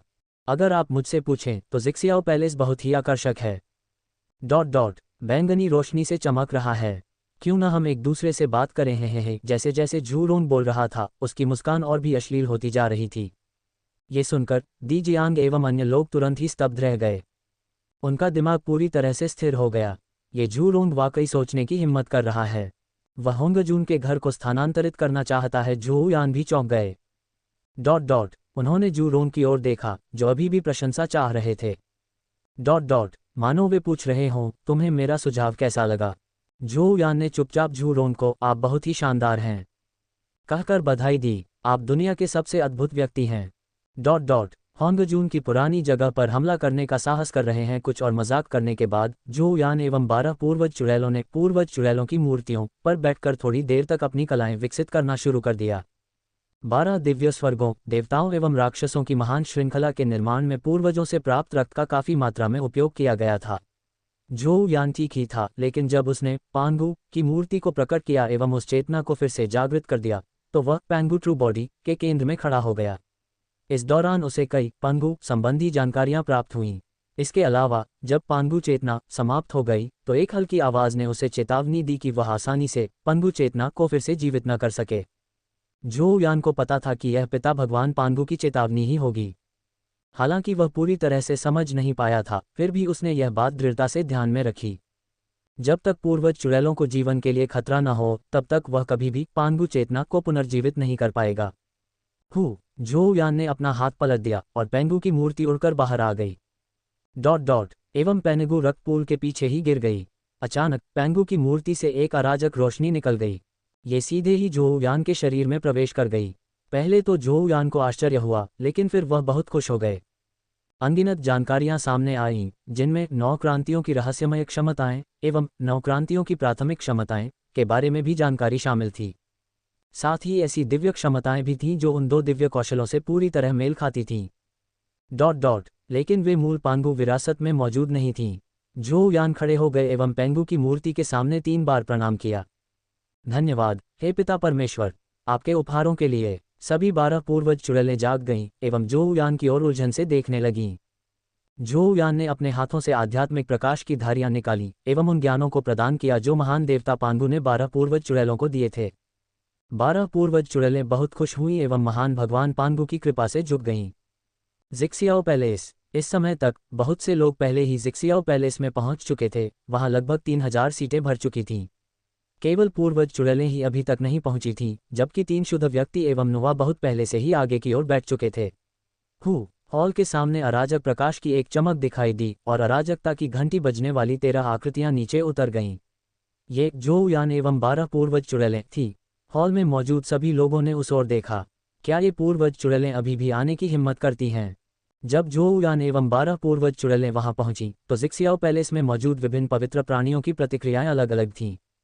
जेन युवानजी एवं होंगयुन ने पहले ही जोऊ यान के साथ भाईचारे की शपथ ले ली थी, इसलिए वे स्वाभाविक रूप से उनके आने को देखकर बहुत खुश हुए। पहले बाकी सभी लोग आ चुके थे, लेकिन जोऊ यान एवं द एंसेस्ट्रल विचेस की यात्रा में देरी हो गई थी, जिसके कारण उन दोनों को काफ़ी चिंता हुई। अनंत तारों से भरे आकाश में हालांकि जोऊ यान एवं द एंसेस्ट्रल विचेस अत्यंत शक्तिशाली थे, फिर भी उन्होंने प्रागैतिहासिक दुनिया के अनगिनत जीवित प्राणियों के सामने होंगजुन दाओ के पूर्वज को सार्वजनिक रूप से अपमानित कर दिया। अब जब जिक्सियाओ पैलेस में दूसरा व्याख्यान शुरू होने वाला था तो सभी ने अनुमान लगाया कि क्या जोऊ यान एवं द एंसेस्ट्रल विचेस भी आएंगे। अपने अनुमानों के बावजूद वे सभी कुछ हद तक सतर्क थे और बहुत दूर जाने की हिम्मत नहीं कर रहे थे। हालांकि सामने वाली सीटें, जो मूल रूप से जोऊ यान एवं होतु के लिए थीं, खाली ही रहीं। इस कारण कई लोगों के मन में यह विचार आया, लेकिन द एंसेस्ट्रल विचेस की क्रूरता एवं शक्ति से डरते हुए कोई भी वहां बैठने का साहस नहीं कर सका। अब जोऊ यान एवं द एंसेस्ट्रल विचेस के आने से भीड़ में मौजूद कई लोग बहुत निराश हो गए, लेकिन उन्होंने एक भी शिकायत नहीं की। जिक्सियाओ पैलेस के एक कोने में दी जुन एवं ताई चुपचाप बैठे रहे। उनकी आंखें बंद थीं, मानो उनका मन आकाश से परे भटक रहा हो। ऐसा लग रहा था जैसे वे दाओ के सच्चे अमर हों। इस समय जब उसने जोऊ यान एवं द एंसेस्ट्रल विचेस का आगमन महसूस किया तो ताईयी का शरीर कांपने लगा। दी जून ने अपना हाथ ताईयी के घुटने पर रख दिया। हालांकि ताईयी की आंखें बंद थीं, लेकिन तुरंत ही एक तीव्र गर्मी दिखाई दी, जिसके कारण उसके आसपास के लोग बहुत क्रोधित हो गए। हालांकि ये देखकर कि ताईयी अपना गुस्सा खो रहा था, उनकी आंखों में एक समझदारी भरी मुस्कान दिखाई दी। हर कोई जानता था कि ताईयी ने अपनी अराजकता की घंटी खो दी है और उसके जन्मजात आध्यात्मिक खजाने को चुराने का अपमान बहुत बड़ा था। इसलिए स्वाभाविक रूप से ही उसे नज़रअंदाज किया जाता था। दी जून ने हल्की सी सांस ली, अपनी आंखें खोली एवं आसपास के लोगों की ओर देखा। उसकी नज़रें ठंडी एवं गहरी थीं। यद्यपि उन्हें अपमान का सामना करना पड़ा, फिर भी वे सूर्य तारा के स्वामी थे, दुनिया में सबसे सर्वोच्च जन्मजात पवित्र प्राणी थे। अब दोनों ही दालुओ राज्य के अंतिम चरण में पहुंच चुके थे। वे जिक्सियाओ पैलेस में भी शीर्ष स्तर के थे। वे दूसरों को अपना अनादर करने की अनुमति कैसे दे सकते हैं? जैसे ही दी जुन की नज़र उस पर पड़ी, उसकी आभा गायब हो गई और उसके आसपास मौजूद पहले से ही तिरस्कारपूर्ण नज़रें तुरंत खत्म हो गईं। इस समय ताईयी ने अपनी आंखें खोलीं, दी जून की ओर हल्के से सिर हिलाया एवं उन 13 आकृतियों को देखा। हालांकि उसके चेहरे पर शांति थी, लेकिन उसकी आंखों में मौजूद नफरत को छिपाया नहीं जा सकता था। दी जून ने आह भरी एवं जोऊ यान एवं द एंसेस्ट्रल विचेस की आकृतियों को देखा। उसकी आंखों में भी एक ठंडी चमक दिखाई दे रही थी। इस समय जोऊ यान एवं अन्य लोग अपनी मूल सीटों पर वापस जाने के लिए आगे बढ़ रहे थे। जोऊ यान मानो कुछ महसूस कर रहा हो, रुक गया एवं एक कोने की ओर देखने लगा। ये बिल्कुल ही दी जुन एवं ताईयी की दिशा में था। उनकी नज़रें उदासीन थीं एवं उनके चेहरे पर भव्यता दिखाई दे रही थी। 12 पूर्वज चुड़ैलों ने भी रुककर जोऊ यान की नज़रों का अनुसरण किया एवं जिक्सियाओ पैलेस में मौजूद सभी लोगों ने भी उनकी ओर देखा। ओह! दी जून एवं ताईयी के चेहरे पर तुरंत ही काफ़ी बदलाव आ गया। उन्होंने अपना सिर नीचे कर लिया, लेकिन उनके चेहरे क्रोध से लाल हो गए थे। जोऊ यान के होठों पर हल्की सी मुस्कान आ गई। वह आगे बढ़ता रहा और जू रोंग ने, मानो कुछ दिलचस्प खोज लिया हो, हल्की सी हंसी उठाई। ओह! हे भगवान, क्या आपने अपना सबक नहीं सीखा है? क्या आप चाहते हैं कि हम फिर से आपकी त्वचा को ढीला कर दें? हालांकि सैंस दाओ क्षेत्र में वे बहुत दूर जाने की हिम्मत नहीं कर पाए। दी जियांग एवं अन्य लोग केवल मजाक का संकेत ही दिखा रहे थे, इसलिए वे जोऊ यान एवं होतु के पीछे बैठ गए। जिक्सियाओ पैलेस में मौजूद अन्य लोग दी जुन एवं ताईयी की ओर देख रहे थे एवं अपना सिर हिलाते हुए कह रहे थे, पूर्वजों वाली चुड़ैलें तो बहुत ही क्रूर होती हैं। फिर भी आप दोनों उन्हें उकसाने पर जोर दे रहे हैं। अफसोस, मनुष्य स्वयं ही दुर्भाग्य लाता है और स्वर्ग भी अपना अपना वर्षा लेकर आता है। क्यों परेशान हो रहे हैं? हाँ, बिल्कुल नहीं। इस समय दी जून एवं ताई सभी की तिरस्कारपूर्ण निगाहों को महसूस कर रहे थे। Lords of the sun star के रूप में उन्हें जो सम्मान प्राप्त हुआ था उसे जो यान एवं द एंसेस्ट्रल विचेस ने पूरी तरह से नष्ट कर दिया। बेशक क्रोध के कारण उनके शरीर अनियंत्रित रूप से कांप रहे थे। इस समय जिक्सियाओ पैलेस में सभी लोग पहुंच चुके थे, लेकिन होंगजुन दाओ के पूर्वज अभी तक वहां नहीं पहुंचे थे। 3 शुद्ध लोग सबसे आगे की सीटों पर बैठे थे। जैसे ही जो यान एवं अन्य लोग अपनी जगह पर बैठे, युआनशी एवं टोंगटियन दोनों ने ताईशान की ओर देखा। वह पहाड़ की तरह स्थिर रूप से बैठा हुआ था एवं अपना सिर थोड़ा हिला रहा था। युआनशी एवं टोंगटियन ने हल्की सी सांस ली, अपनी आंखें बंद कर लीं एवं चुपचाप व्याख्यान का इंतजार करने लगे। ज़ोउ यान के पीछे मूल रूप से केवल दी जियांग एवं द एंसेस्ट्रल विचेस ही बैठे थे, लेकिन अब 2 व्यक्ति सीधे ज़ोउ यान के पीछे बैठ गए हैं। दी जियांग एवं अन्य लोग जानते थे कि ज़ोउ यान ने जेन युवानजी एवं होंग्युन के साथ भाईचारे की शपथ ली है, इसलिए वे 2 और भाइयों को पाकर बहुत खुश हुए। वे सभी जेन युवानजी एवं होंग्युन के साथ बातचीत करने लगे। इस तरह के दृश्य से कई लोगों को आश्चर्य हुआ, यहाँ तक कि 3 शुद्ध लोगों ने भी जेन युवानजी एवं होंग्युन की ओर उलझन से देखा। होंग्युन, वह व्यक्ति भी एक दिलचस्प पात्र था। जब उसने देखा कि 3 शुद्ध लोग वहां देख रहे हैं तो वह हंस पड़ा, खड़ा हो गया एवं ज़ोउ यान को प्रणाम किया। होंग्युन ने अपने बड़े भाई का अभिवादन किया। जेन युवानजी ने तुरंत मुस्कुराया, क्योंकि उन्हें होंग्युन की मंशा समझ में आ गई थी। वे भी खड़े होकर झुक गए। ज़ोउ यान ने अपना सिर थोड़ा हिलाया एवं देखा कि होंग्युन 3 शुद्ध व्यक्तियों की ओर ऐसे ही देख रहा था। जैसे कोई लड़ता हुआ व्यक्ति हो, और उन 3 शुद्ध व्यक्तियों के चेहरे पर भी आश्चर्य दिखाई दे रहा था। उसने हल्के से सिर हिलाया एवं धीमी आवाज में कहा, मेरे 2 अच्छे भाइयों, ऐसे समारोह की कोई आवश्यकता नहीं है। कृपया बैठ जाए। ओह हे भगवान। अब वे सभी लोग जो दाओ पूर्वज के व्याख्यान का इंतजार कर रहे थे, अचानक ही गपशप में खो गए। उन्होंने जेन युवानजी एवं होंग्युन की ओर देखा, फिर सामने बैठे ज़ोउ यान की ओर। उनके दिमाग में लाखों प्राचीन जंगली चित्र चल रहे थे। ये भी संभव है। हाँ, क्या ज़ोउ यान एक पूर्वजों की चुड़ैल नहीं है? क्या उसके पहले से ही 12 पूर्वज चुड़ैल भाई बहन नहीं हैं? क्या ये पर्याप्त नहीं है? उसने 2 और शपथ लेने वाले भाइयों को क्यों लाया है?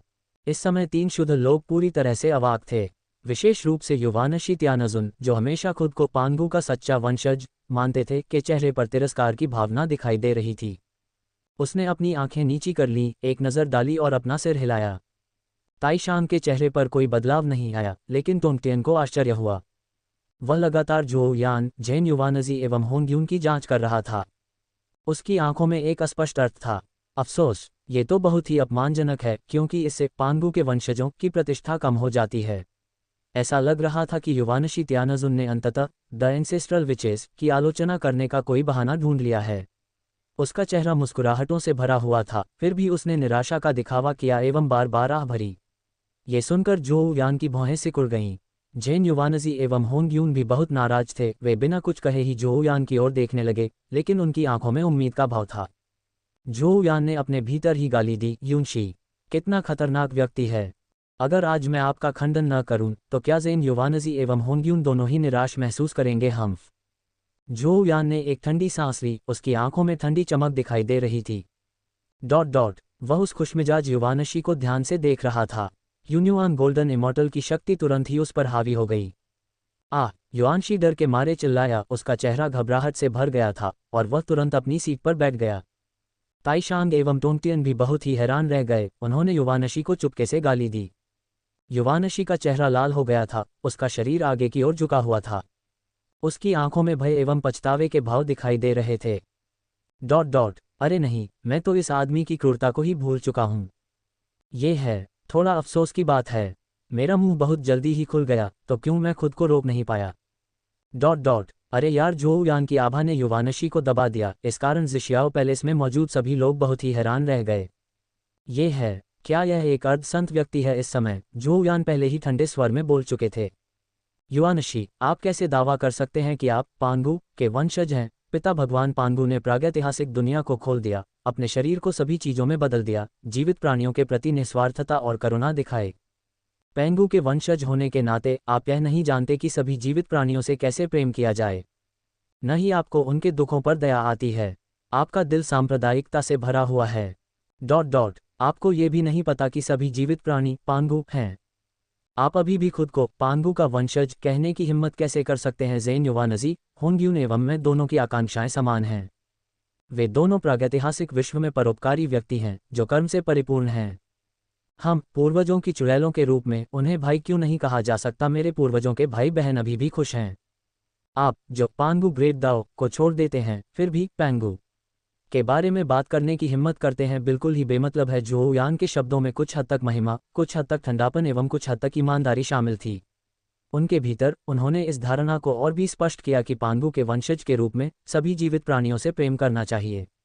उनके भाषण ने तुरंत ही जिक्सियाओ पैलेस में मौजूद सभी लोगों को विस्मय एवं सम्मान से भर दिया। ज़ेन युवानज़ी एवं होंग्यून तो और भी अधिक खुश थे। झोउ यान के शब्दों से युआनशी को तुरंत शर्म एवं नाराजगी महसूस हुई। दोनों की तुलना करने पर पता चलता है कि झोउ यान एवं पूर्वज चुड़ैलें पांगू के वंशज ही थीं। वे जीवित प्राणियों के प्रति सार्वभौमिक प्रेम का प्रतीक थे एवं उनके पास व्यापक विचारधारा भी थी। तीन शुद्ध व्यक्ति, विशेष रूप से युआनशी, संकीर्ण सोच वाले व्यक्ति बन गए। वे जीवित प्राणियों की उपेक्षा करते थे, अपने बारे में उच्च विचार रखते थे एवं दावा करते थे कि वे उनसे बेहतर हैं। ताइशान के चेहरे पर अचानक बदलाव आ गया। उसने युआनशी की ओर देखा एवं बिना किसी कारण के उन पूर्वजों को उकसाने के लिए उसे गुप्त रूप से गाली दी, क्योंकि ऐसा करने से अब तीन शुद्ध लोगों की प्रतिष्ठा भी खराब हो गई थी। उन्होंने वादा किया कि जब भी अवसर आएगा वे उन्हें सही तरीके से सबक सिखाएंगे। दूसरी ओर टोंग तियान ने अपना सिर थोड़ा नीचे कर लिया। उसके चेहरे पर शर्म की भावना दिखाई दे रही थी। ऐसा इसलिए नहीं हुआ क्योंकि युआनशी को डांटा गया था, बल्कि इसलिए कि टोंग तियान को लगा कि झोउ यान के शब्द बिल्कुल सच थे। पांगू के वंशजों को वही होना चाहिए जैसा कि झोउ यान ने वर्णित किया है। वे सभी जीवित प्राणियों से प्रेम करते हैं, उनके लिए अच्छा भाग्य बनाते हैं एवं पंथों, जन्म या मूल के आधार पर किसी भी प्रकार का भेदभाव नहीं करते। ये वही है जो पांगू के वंशजों को करना चाहिए। इस समय उसने अपना सिर थोड़ा नीचे कर लिया एवं एक विचारशील भाव दिखाए। झोउ यान ने पीछे मुड़कर ज़ेन युवानज़ी एवं होंग्यून की ओर हल्के से सिर हिलाया एवं उन्हें सराहना भरी नज़रों से देखा। दोनों ही बहुत प्रभावित हुए। झोउ यान के शब्दों ने उन 12 पूर्वजों की चुड़ैलों को भी गहराई से सोचने पर मजबूर कर दिया। ताली बजाओ, ताली बजा दो। अचानक तालियों की गड़गड़ाहट शुरू हो गई। जू रोंग की आंखें उत्साह से भरी हुई थीं एवं उसके दोनों हाथ जोर जोर से तालियां बजा रहे थे। अच्छा, जो झोउ यान ने कहा वह बिल्कुल सही है। पैंगू के वंशजों को यही करना चाहिए। झू यान वास्तव में एक बहुत ही दयालु व्यक्ति है। झू यान के आदर्श हम सभी के आदर्श होने चाहिए। वह हमारा आदर्श है। झू रोंग ने लगातार ताली बजाए एवं झू यान की प्रशंसा भी जारी रखी। उनके शब्द एक धारा की तरह बह रहे थे। उन्होंने लगभग झू यान की तुलना महान देवता पांगू के अवतार से कर दी। हालांकि उनकी टिप्पणियां कुछ हद तक अतिशयोक्तिपूर्ण थीं, लेकिन सभी को लगा कि वे सही हैं एवं उन्होंने सहमति में सिर हिलाया। जैसे ही झू रोंग ने ताली बजाई, दिजियांग एवं अन्य पूर्वज चुड़ैलें, ज़ेन युवानज़ी एवं होंग्यूक सबसे अधिक उत्साहित थे। जी इन एवं जुनती, जो होतू के बगल में थे, अब उनके चेहरे पर प्यार की भावनाएं दिखाई दे रही थीं। वे अपने दिलों से कह रहे थे, मेरा दाव अकेला नहीं है। पूर्वज चुड़ैलें भी दयालु लोग हैं। झू यान के बगल में बैठी नूवा ने अपनी आंखें झपकाईं एवं उसके चेहरे पर विचारशीलता दिखाई दी। झोउ यान की आंखों में मुस्कान आ गई। हे, मुझे उम्मीद नहीं थी कि युआनशी का गंदा मुंह वास्तव में हमें एक अच्छी प्रतिष्ठा लाएगा। अदृश्य रूप से जब तीन शुद्ध लोगों की तुलना हम पूर्वज चुड़ैलों से की जाती है तो परिणाम स्पष्ट होता है। केवल पूर्वजों वाली चुड़ैलों को ही पांगू के सच्चे वंशज कहा जा सकता है। ये देखकर ताइशांग एवं युआनशी के चेहरे पर बदलाव आ गया। युआनशी, जिसका चेहरा लाल हो गया था, जमीन पर लेटा हुआ था एवं चिंतित दिख रहा था। हे भगवान, यह उसका मूल इरादा नहीं था। ताइशांग ने युआनशी की ओर गहरी नज़रों से देखा। उसे उम्मीद थी कि वह अभी ही उस व्यक्ति को सबक सिखा सकेगा। युआनशी ने भी ताइशांग की नज़रों को महसूस किया एवं अपना सिर और भी नीचे कर लिया। उसका दिल पछतावे से भर गया था और वह अंदर ही अंदर रोने लगा। यह मेरा इरादा नहीं था। आज के बाद मुझे डर है कि हर कोई यह सोचेगा कि केवल पूर्वज चुड़ैलें ही पांगू की वास्तविक वंशजियां हैं। तो फिर तीन शुद्ध लोगों का क्या होगा? ऐसा लग रहा था कि वह टोंग तियान की नज़रों से अनभिज्ञ है। युआनशी ने अपनी नज़रें टोंग तियान की ओर घुमाईं एवं अपने दिल में एक गहरी सांस लेने से खुद को रोक नहीं पाया। अफसोस, तीसरा भाई अभी भी दयालु है। ताइशांग के विपरीत तो वह बाहरी रूप से दयालु है, लेकिन आंतरिक रूप से अंधकार में है। उसकी नज़रें इधर उधर घूमने लगीं। लेकिन तभी उसने देखा कि टोंग तियान अपने बगल में मौजूद झोउ यान की ओर देख रहा था। उसकी आंखें प्रशंसा से चमक रही थीं। ये श्रद्धा की अभिव्यक्ति कैसे हो सकती है? युआनशी हैरान रह गए, फिर तुरंत ही क्रोधित हो गए। टोंग तियान, तुम गद्दार हो। इस समय जिक्सियाओ पैलेस की गहराई में होंगजून का चेहरा एक बर्तन के नीचे जैसा काला था। उसने धीमी आवाज में गाली दी, वास्तव में बेकार है। दूसरों को एक हैंडल के साथ छोड़ दिया। ओम। जैसे ही सभी लोग अभी भी झगड़ रहे थे, एक शांत आभा प्रकट हो गई एवं एक बच्चों जैसी आवाज धीरे धीरे सुनाई दी। वह हाओ तियान था, दाओ के पूर्वज होंगजुन की ओर से आया एक युवा सेवक। दाओ पूर्वज आ गए हैं, आप सभी को शोर नहीं मचाना चाहिए। एक आभा चमक उठी। जिक्सियाओ पैलेस तुरंत ही शांत अवस्था में आ गया। युआनशी के शरीर पर लगा दबाव भी तुरंत गायब हो गया और वह सीधा हो गया। हालांकि उसकी पहली प्रतिक्रिया यह नहीं थी कि वह जोऊ यान की ओर देखे, बल्कि अपने बगल में बैठे टोंग तियान की ओर देखा। उनकी आंखें क्रोध से जल रही थीं। उसके होंठ थोड़े हिल गए। कोई आवाज नहीं निकली, लेकिन शब्दों का अर्थ स्पष्ट था, देशद्रोही। टोंग तियान लंबे समय से अपने अहंकारी दूसरे भाई को नापसंद करता था। वह हमेशा उपदेश देना पसंद करता था, जैसे कि उसने जो कुछ कहा वह सच था, और एक बड़े भाई होने के कारण वह हमेशा उसे परेशान करता था। टोंग तियान को लगा कि यद्यपि जोऊ यान एवं अन्य लोग कुछ हद तक दबंग थे, फिर भी आज उन्होंने जो कहा वह बिल्कुल सही था। पानगु के वंशजों में असीमित बुद्धि होनी चाहिए एवं वे जीवित प्राणियों का सम्मान करते हैं। उन्हें अपनी उत्पत्ति के कारण दूसरों को नीचा नहीं देखना चाहिए, बल्कि अहंकारी व्यवहार करना चाहिए। ये सचमुच अच्छा नहीं था। टोंग तियान ने ऐसा दिखावा किया कि वह कुछ नहीं देख पा रहा है। इस कारण युआनशी चुपचाप गुस्से में आ गया। इस समय होंगजुन ऊंचे प्लेटफॉर्म पर बैठा हुआ था। उसकी नज़रें वहां से गुजर रही थीं। उसकी भौहें थोड़ी सी सिकुड़ गईं, लेकिन एक पल में ही वे फिर से उदासीन हो गईं। नीचे बैठे लोगों ने स्वाभाविक रूप से कोई शोर नहीं किया। जब जोऊ यान ने ऊंचे मंच पर खड़े होंगजुन की ओर देखा तो उसके होठों पर मुस्कान आ गई। चाहे आप स्वर्गीय दाओ संत हों, इस समय आप हमारे लिए कुछ भी करने की हिम्मत नहीं कर सकते। आपको आज्ञाकारी ढंग से अपने महान दाव का प्रचार करना चाहिए एवं जीवित प्राणियों को ज्ञान प्रदान करने की क्षमता प्राप्त करनी चाहिए। होंगजुन थोड़ा रुका, फिर बोलने लगा। आज मैं जिस विधि के बारे में बात करूंगा वह ग्रेट लुओ के बाद की है। यह विधि स्वर्ग एवं पृथ्वी के वास्तविक सार का विकास है। इसमें आकाश एवं पृथ्वी के गहन रहस्यों को सीधे तौर पर समझाया जाता है। स्वर्ग एवं पृथ्वी की नियमावलियां विकसित की जाती हैं एवं हुन्युआन ग्रेट दाओ नामक पद्धति को भी अपनाया जा सकता है। ये सुनकर सभी लोग बहुत खुश हो गए। महान लुओ के बाद की विधि। यह विधि मेरी खेती की पद्धति है। यह क्षेत्र अर्ध बुद्धिमान है। सभी लोगों को तुरंत ही ऊर्जा की एक लहर महसूस हुई एवं वे अपने दिलों में चिल्लाए, वास्तव में ये तो क्वैसी सेज क्षेत्र है। वास्तव में ग्रेट डेसोलेशन के दौरान लंबे समय से ऐसी अफवाहें चल रही थीं कि ग्रेट लुओ के बाद कानूनों को विकसित करने की विधि भी लागू हो गई थी, और यही क्वैसी सेज की खेती की पद्धति थी। बेशक हुन्युआन गोल्डन इमॉर्टल नाम भी प्रचलित था, लेकिन ये नाम प्राचीन काल से ही चला आ रहा है। हालांकि सभी रास्ते एक ही गंतव्य की ओर ले जाते हैं। तरीके अलग अलग हो सकते हैं, लेकिन अंतिम लक्ष्य वही है, हुन्युआन ग्रेट दाव प्राप्त करना। ओम। अचानक अमर संगीत शुरू हो गया एवं होंगजुन के मुंह से आने वाली दाववादी ध्वनियां अद्भुत लग रही थीं। एक असीम अमर प्रकाश भी वहां मौजूद था। हुन्युआन स्वर्ग और पृथ्वी का परम क्षेत्र है। कानूनों और आत्माओं के पतन के बीच लालच, घृणा और भ्रम अक्सर आत्मा स्वामी को परेशान करते हैं। 3 आत्मा स्वामी हैं, वे 3 लाश देवता हैं। ये तीनों अच्छे, बुरे और किसी के अपने जुनून हैं। जब 3 शव देवताओं का उद्भव होता है तो असंख्य विचार उबलने लगते हैं। महान दाव अस्पष्ट हो जाता है। कोई इसे कैसे प्राप्त कर सकता है? जन्मजात आत्माएं जो जन्म से ही पैदा हुई हैं, महान दाव द्वारा गढ़ी गई हैं। सभी को स्वर्ग एवं पृथ्वी ने पोषित किया है। जन्मजात आत्माएं वास्तव में 3 शव देवताओं के असंख्य विचारों को सहन कर सकती हैं। विचारों को आत्माओं में परिवर्तित करने के लिए दाव प्रकृति का अनुसरण करता है।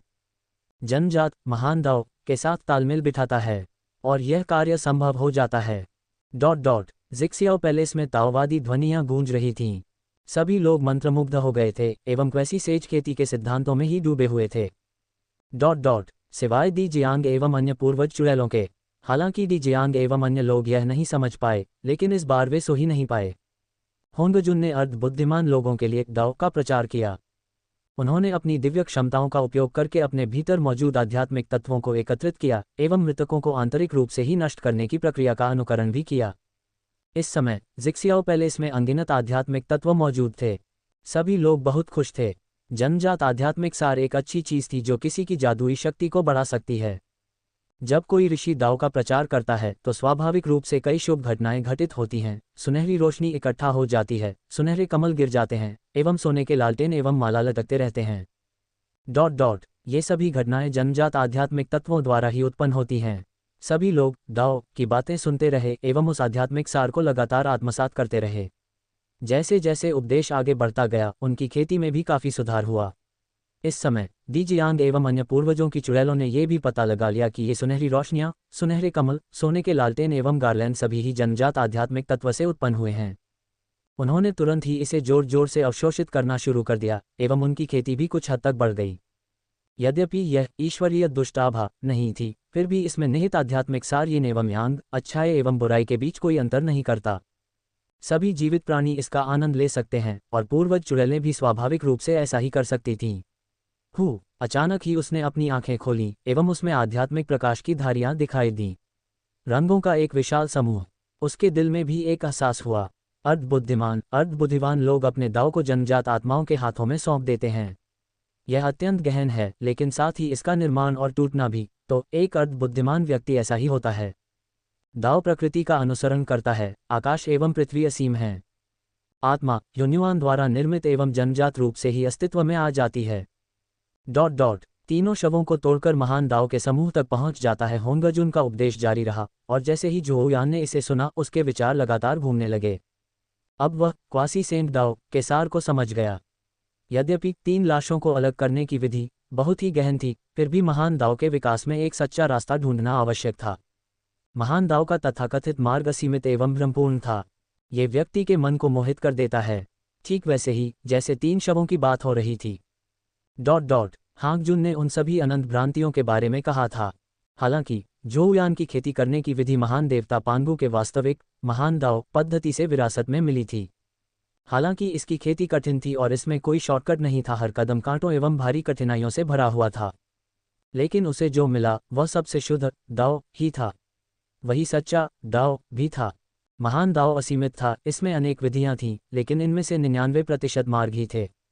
केवल कुछ ही सच्चे महान दाव पद्धतियां थीं। पांगु ग्रेट दाव ने महान ज्ञान, दृढ़ संकल्प एवं आगे बढ़ने हेतु आवश्यक साहस पर जोर दिया।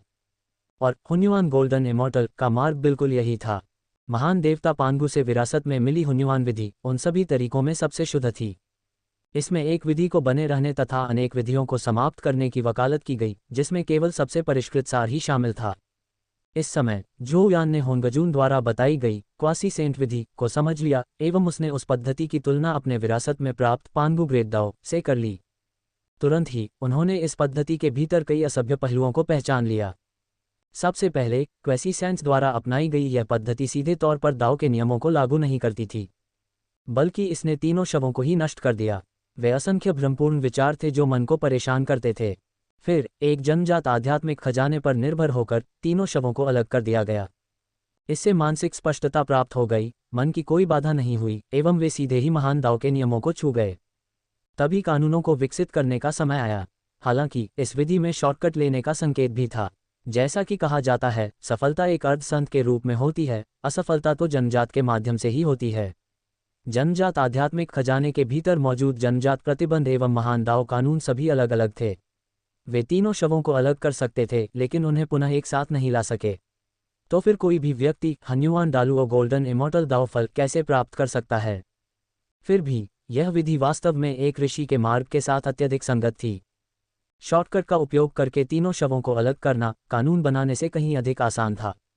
तीनों शवों को काट दिए जाने के बाद कानून आगे बढ़ जाएंगे। जब तीनों शवों को अंततः अलग कर दिया गया, तो कोई भी व्यक्ति उन्हें जबरदस्ती पुनः मिलाने के लिए अथाह कर्म पर निर्भर हो सकता था। लेकिन आवश्यक कर्म वास्तव में अथाह ही होना चाहिए। अनगिनत जीवित प्राणियों के साथ असीम महाप्रलय में ये संभावना थी कि बहुत कम लोग ऐसा कर्म अर्जित कर सकते हैं। हालांकि यदि किसी व्यक्ति के पास स्वर्गीय दाव का पद है एवं उसे एक स्वर्गीय दाव संत होना ही चाहिए, तो वह असीमित भाग्य को उधार ले सकता है एवं कर्म की एक धारा भी जोड़कर उस प्रतिष्ठित पद तक पहुंच सकता है। इसलिए यद्यपि महान विनाश में होंगजुन के उपदेशों ने उसे शिक्षा देने से असीमित कर्म योग्यता प्राप्त कर दी, फिर भी उसने महाविनाश के जीवित प्राणियों के लिए महान दाव मार्ग को प्रभावी रूप से अवरुद्ध कर दिया। बाद में आए लोगों के लिए, चाहे उनकी प्रतिभा कितनी भी असाधारण क्यों न हो, 2 शवों को तोड़ना ही सबसे बड़ी उपलब्धि थी। तीनों शवों के प्रति जुनून को दूर करना कठिन था और उन तीनों शवों को फिर से एक साथ लाना और भी अधिक चुनौतीपूर्ण था। लगभग असंभव। केवल एक ऋषि का अलौकिक पूज्य पद ही अभी भी प्राप्त किया जा सकता है। इसके विपरीत हन्युआन गोल्डन इमॉर्टल का मार्ग, जैसा कि महान भगवान पांडु ने सिखाया था, यद्यपि कठिन भी था, लेकिन क्वेसीसेंट पद्धति की तुलना में यह और भी अधिक महत्वपूर्ण था। इस मार्ग से एक आशाजनक भविष्य एवं आशा की झलक मिलती थी। दोनों की तुलना करने पर जो लोग दाव की तलाश में हैं, उनके लिए हन्युआन गोल्डन इमॉर्टल विधि स्वाभाविक रूप से सही रास्ता है। लेकिन इसकी कठिनाई का अर्थ यह था कि इस उपलब्धि को प्राप्त करना काफ़ी कठिन होगा। यदि किसी को कम से कम पर संतोष करना हो तो क्वेसीसेंट विधि बहुत आसान थी, फिर भी महान दाव में जितना अधिक गहराई से उतरना था, रास्ता उतना ही कठिन होता गया। संक्षेप में, दोनों के अपने फायदे और नुकसान थे, जो पूरी तरह से व्यक्तिगत पसंद पर निर्भर करते थे। हर किसी को महान दाव की खोज करने एवं उसकी पुष्टि करने का अवसर नहीं मिला। असीमित तरीकों के द्वारा तीनों लाशें स्वाभाविक रूप से धूल में बदल जाती हैं। आत्मा वास्तविक दाव को अपने पास रखती है एवं हन्युआन के नियम तुरंत ही बन जाते हैं। जैसे ही होंगजून का उपदेश समाप्त हुआ, सभी लोग धीरे धीरे जाग गए। धमाका! अचानक ताइशांग ने अपने उस शुभ बादल को एक आग की तरह लाल रंग का विस्तार प्रकट कर दिया एवं धीमी आवाज में कहा, कभी भी। एक व्यक्ति नीचे उतरा और तैशांग के चेहरे पर खुशी की झलक दिखाई दी। इसके बाद वह व्यक्ति उस शुभ बादल की ओर लौट गया, क्योंकि उसने अपने 3 शवों के अवतार में से एक को सीधे ही काट दिया था। धमाका! ताइशांग के बाद युवानशी ने भी धीमी आवाज में कहा, कभी नहीं। उसके शुभ बादल से एक आकृति भी नीचे आई, जिसने एक लाश को काट दिया। फिर टोंगटिन ने भी हल्की आवाज में चिल्लाया, उसके शुभ आकाश से एक व्यक्ति नीचे आया। ... एवं उसने एक शव को काट दिया। 3 शुद्ध लोगों ने सभी को अर्धसंत क्षेत्र में पहुंचाया था। 3 शुद्ध लोग मूल रूप से शीर्ष खेती करने वालों में शामिल थे एवं वे ग्रेट लुओ परफेक्टनेस क्षेत्र में ही मौजूद थे। क्वेसीसेंट विधि प्राप्त करने पर उनके लिए सीधे शव को काटना स्वाभाविक था। होंगजुन, जो ऊंचे मंच पर बैठा था, ने देखा कि 3 शुद्ध लोगों ने 3 लाशों को अलग करने की विधि का वास्तविक अर्थ समझ लिया है एवं एक लाश को सीधे ही काट दिया है। उसके चेहरे पर हल्की सी मुस्कान आ गई और उसने हल्के से सिर हिलाकर धीमी आवाज में कहा, बुरा नहीं है। फिर उसने सभी की ओर देखा। यह उपदेश यहीं समाप्त होता है। मैं 1,00,000 साल बाद फिर से प्रचार करूंगा। जैसे जैसे उसकी आवाज़ धीमी होती गई, उसका शरीर पहले ही गायब हो चुका था। इस समय जिक्सियाओ पैलेस में मौजूद सभी लोगों को लगा कि उनका भविष्य उज्ज्वल है, क्योंकि उन्होंने क्वासीसेंट पद्धति अपनाई थी। सभी लोग बहुत खुश थे, एक एक करके उठ रहे थे एवं अपनी अमर गुफाओं की ओर वापस जा रहे थे। ... ताकि वे तीनों लाशों को अलग करने की विधि को अच्छी तरह समझ सकें। उन्हें उम्मीद थी कि जल्द ही वे क्वासीसेंट क्षेत्र में पहुंच जाएंगे। झोउ यान एवं हाउ टू भी उठ गए, क्योंकि उनका इरादा बुज़ोउ पर्वत पर लौटने का था। अचानक युवानशी ने हल्की सी हंसी उठाई, उसके चेहरे पर अहंकार का भाव था। उसकी नज़रें झोउ यान एवं अन्य लोगों पर टिकी रहीं और उसकी आवाज़ में अजीब तरह से व्यंग्य था। ओह, सबसे बड़े भाई, तीसरा छोटा भाई, दाव पूर्वजों की यह पद्धति वाकई बहुत ही महत्वपूर्ण है। हमने वास्तव में एक ही बार में क्वेसीसेंट क्षेत्र को प्राप्त कर लिया। हम अभी भी उन लोगों से अधिक शक्तिशाली हैं जो महान दाव को नहीं समझते। ... युवानशी लगातार बोलता रहा, उसके शब्द स्पष्ट रूप से कुछ ऐसा ही संकेत दे रहे थे। ... ये बात तो बिल्कुल स्पष्ट थी। टोंगटिन ने चुपचाप झोउ यान एवं अन्य पूर्वजों की ओर देखा, लेकिन कोई प्रतिक्रिया नहीं दी। उसने अपने दिल में चुपचाप गाली दी, युवानशी, तुम मूर्ख हो। अगर तुम्हें मौत का सामना करना है तो मुझे इसमें शामिल न करो। क्या होगा यदि आप एवं मैं क्वासीसेंट का दर्जा प्राप्त कर लें? दाव पूर्वज को भी अनसेस्ट्रल विचेस के साथ एक झटका लगा, लेकिन क्वासीसेंट तो बस एक छोटा सा उदाहरण ही है। क्या आप उस पांगु ट्रू बॉडी को भूल गए हैं जो 12 दिव्य स्वर्गों एवं देवताओं एवं राक्षसों के समूह द्वारा निर्मित है? यहाँ तक कि एक अर्धसंत भी कोई मुकाबला नहीं कर सकता। टोंगटिन चुप रहा, जबकि युआनशी ने क्वासीसेंट क्षेत्र के अनेक रहस्यों को स्पष्ट रूप से बताया। झू रोन को तुरंत ही रुचि हो गई एवं उन्होंने अपने पुराने प्रतिद्वंद्वी गोंडगोंग की ओर देखा। वे अपनी सर्वोत्तम मौखिक बातचीत करने के लिए तैयार थे। ये देखकर झोउ यान ने अपना हाथ हल्के से हिलाया एवं उन्हें इस बात को नज़रअंदाज करने का संकेत दिया। फिर वे माउंट बुझोउ की ओर लौट गए। युआनशी का प्रदर्शन झोउ यान एवं अन्य लोगों के लिए ही था। उसने सोचा कि झोउ यान एवं अन्य लोग निश्चित रूप से क्रोधित हो जाएंगे और चूंकि 3 शुद्ध व्यक्ति अब अर्धसंत बन गए हैं, इसलिए वे अपनी पिछली अपमान का बदला जरूर ले सकते हैं। हालांकि अप्रत्याशित रूप से झोउ यान एवं अन्य लोगों ने कोई प्रतिक्रिया नहीं दी, इसलिए युवानशी का प्रदर्शन तुरंत ही विफल हो गया। इस कारण युवानशी नाराज हो गए। उसने उस स्थिर टोंगटिन की ओर देखा एवं धीमी आवाज में चिल्लाया, टोंगटिन, तुमने अभी क्यों नहीं बोला? आपने कर्म को निपटाने का अवसर व्यर्थ ही गंवा दिया। टोंगटिन ने कुछ भी न कहते हुए अपनी आंखें घुमा लीं। ऐसे अहंकारी व्यक्ति से उसके पास कहने के लिए कुछ भी नहीं था। इसके बजाय उसने ताइशान की ओर देखा। सबसे बड़े भाई, क्या हम अभी ही इस समस्या को सुलझा सकते थे? युवानशी को गुस्सा आने ही वाला था कि तभी ताइशान की उदासीन आवाज सुनाई दी, नहीं। 12 दिव्य स्वर्गों में मौजूद देवताओं एवं राक्षसों का विशाल समूह तो बिल्कुल भी महत्वहीन नहीं है। बोलने के बाद उन्होंने युवानशी का इंतजार नहीं किया एवं कुनलुन पर्वत पर वापस लौट गए। युवानशी पूरी तरह से हैरान रह गया, अब उसे स्थिति का एहसास हो रहा है। उसके चेहरे पर पछतावे की भावना दिखाई दी, मैं ये कैसे भूल सकता हूँ। इस समय बुजोऊ पर्वत पर स्थित पांगू हॉल में 12 पूर्वजों की चुड़ैलों ने देवताओं एवं राक्षसों के समूह को स्थापित कर दिया। 12 लोगों ने एक समूह बनाया। उनमें से एक व्यक्ति उस पत्थर के प्लेटफॉर्म पर खड़ा था एवं उसके हाथ में दूधिया सफेद तरल पदार्थ का गोला था। वह गेंद पेंगू जेड मैरो थी। धमाका, एक शक्तिशाली आभा उत्पन्न हो गई और जोर से हंसते हुए डिजियांग प्रकट हुआ। उसकी आभा अत्यंत विशाल थी। 9 क्रांतियां, रहस्यमय कौशल। 7वीं क्रांति, हुन्युआन गोल्डन इमॉर्टल क्षेत्र। उसके बाद जू जियुइन, रू शॉ, जुमान, जू रोंग, गोंगगोंग, शुवानमिंग, होतु एवं अन्य लोग एक एक करके 12 दिव्य स्वर्गों की शक्तियों का उपयोग करते हुए तथा पेंगू जेडमेरो को उधार लेकर 9 रहस्यमय कौशलों में से 7वें क्रांति हासिल करने लगे। इस प्रकार सभी 13 पूर्वज चुड़ैलें अब हुन्युआन गोल्डन इमॉर्टल्स बन गईं। 12 दिव्य स्वर्गों, देवताओं एवं राक्षसों की विशाल श्रृंखला तथा पंगू जेड मज्जा पर निर्भर रहने के कारण सभी 12 पूर्वज चुड़ैलों ने 9 क्रांतियों वाले रहस्यमय कौशल का 7वां चरण प्राप्त कर लिया। ये तो हुन्युआन गोल्डन इमॉर्टल का ही क्षेत्र है। उनके कानून 7वें चरण तक भी विकसित हो गए एवं उनकी खेती में काफी वृद्धि हुई। जैसे जैसे उनके कानून स्पष्ट रूप से सामने आए, उनकी शक्तियों ने कई रहस्यों को उजागर कर दिया। विशेष रूप से डिजियांग एवं झू जियुइन के लिए उन्होंने समय एवं स्थान के नियमों में महारत हासिल की थी। इस कारण वे और भी शक्तिशाली हो गए थे। पूर्वजों की मूर्तियों के नीचे झोउयान एवं अन्य लोग अपनी दिव्य सीटों पर बैठे थे। सांस लें, सांस छोड़ो। हर सांस के साथ 9 रिवोल्यूशन मिस्टेरियस स्किल ने स्वर्ग एवं पृथ्वी से आने वाली ईश्वरीय बुराई को और भी तेजी से अवशोषित कर लिया। झोउयान बिल्कुल अंत में ही बैठा था और उसी क्षण उसकी भौहों के बीच विभिन्न रहस्यमय द्वार दिखाई दिए। पर्पल मैंशन के मड बॉल क्षेत्र में उसकी प्रिमोर्डियल स्पिरिट एक डाउ प्लेटफॉर्म पर बैठी थी। पूरे पर्पल मैंशन में गहरे जेड प्रकाश की धाराएं फैल गईं। प्रिमोर्डियल स्पिरिट डाउ प्लेटफॉर्म पर बैठा हुआ था। उसके चारों ओर गहरी रोशनी फैल रही थी। उसने अपने दोनों हाथों से एक रहस्यमय मुद्रा धारण कर रखा था। उसकी उंगलियों के बीच अराजक प्रकाश की किरणें प्रवाहित हो रही थीं एवं हल्की सी आवाजें भी सुनाई दे रही थीं। प्राथमिक आत्मा का धर्म शरीर गंभीर था। वह बहुत ही प्रकाश उत्सर्जित कर रहा था एवं स्वाभाविक रूप से गहन रहस्य उत्पन्न हो रहे थे। ये बिल्कुल ही पेंगू की 9 क्रांतियों वाली प्राथमिक कौशल को विकसित करने का तरीका था। 9 क्रांतियों का प्राथमिक कौशल एवं 9 क्रांतियों का रहस्यमय कौशल। इनमें से एक प्राथमिक आत्मा को विकसित करता है, जबकि दूसरा भौतिक शरीर को भी विकसित करता है। एक व्यक्ति अविनाशी आदिम आत्मा को विकसित करता है, जबकि दूसरा व्यक्ति अमर शरीर को विकसित कर लेता है। जब इन 9 क्रांतियों को एक साथ जोड़ दिया जाता है तो ये सभी आपदाओं पर काबू पाने की एक विधि बन जाती हैं। अनगिनत कठिनाइयों से गुजरकर भी वे एक अविनाशी एवं अमर दाव शरीर बना लेते हैं। इस समय झोउयान ने 9 क्रांतियों का प्राथमिक कौशल विकसित करना शुरू कर दिया। तुरंत ही उसकी प्राथमिक आत्मा के गहन रहस्य सामने आ गए।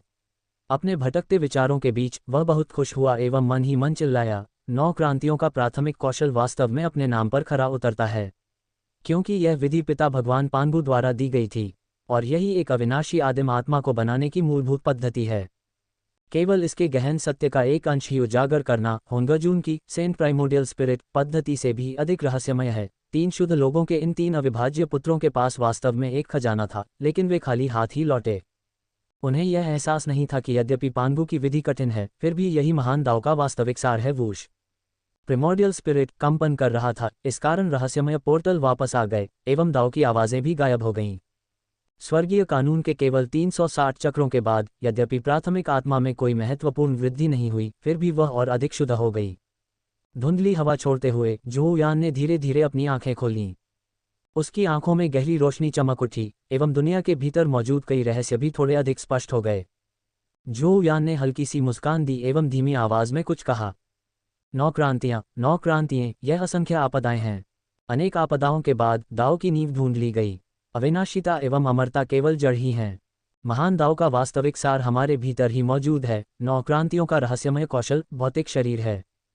जबकि 9 क्रांतियों का प्राथमिक कौशल अन्य सभी चीजों में से एक है। हा। जैसे जैसे झोउ यान अधिक बोलते गए, उनके चेहरे पर खुशी और भी बढ़ गई। अंततः वे जोर से हंसने लगे, जिससे उन 12 पूर्वजों की चुड़ैलें तुरंत ही डर गईं। वे सभी आश्चर्य से हंसते हुए झोउ यान की ओर देख रहे थे। उनके चेहरे पर ऐसा भाव था, क्या ये 13वां भाई साधना से पागल है?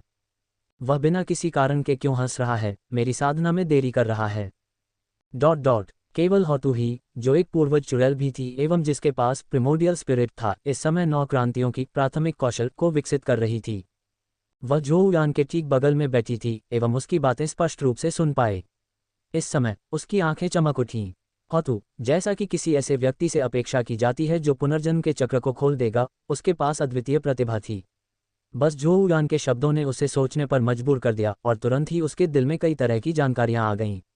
अपना सिर नीचे करके वह लगातार सोचती रही और साथ ही धीरे धीरे बात भी करती रही। 9 क्रांतियों का रहस्यमय कौशल भौतिक शरीर है, जबकि 9 क्रांतियों का प्राथमिक कौशल तो केवल छिद्र ही हैं। अविनाशिता एवं अमरता केवल मूल ही हैं। महान दाव ही वास्तविक शक्ति है। जैसे ही वह बोल रही थी, उसकी आंखों से एक गहरी रोशनी निकल आई। खुशी के साथ वह उठकर झोउ यान की ओर चली गई। झू यान, क्या आपने फादर गॉड के 9 क्रांतियों का रहस्यमय कौशल एवं 9 क्रांतियों का प्राथमिक कौशल का वास्तविक अर्थ समझ लिया है? यदि अविनाशिता एवं अमरता केवल मूल ही हैं, तो फिर किसी को महान दाव की खोज कैसे करनी चाहिए? इस समय डिजियांग एवं अन्य पूर्वज चुड़ैलें जो पहले तो ये सोच रही थीं कि क्यों झोउ यान अचानक पागल हो गया, लेकिन वे मुख्य बिंदुओं को समझ नहीं पाईं, क्योंकि उन्होंने 9 क्रांतियों का प्राथमिक कौशल विकसित नहीं किया था। लेकिन हाउटू ऐसा कर सकता था और हाउटू की प्रतिभा निस्संदेह उत्कृष्ट थी। हाउटू को इतना उत्साहित देखकर बाकी सभी लोग भी होश में आ गए। झू रोंग तुरंत खड़ा हो गया एवं झोउ यान की ओर दौड़ा। उसके चेहरे पर एक आकर्षक भाव था। झोउ यान, हे 13वें भाई, क्या आपने 9 क्रांतियों के प्राथमिक कौशल का वास्तविक अर्थ समझ लिया है? जल्दी से अपने भाई को बता दो, तुम इसे छिपा नहीं सकते।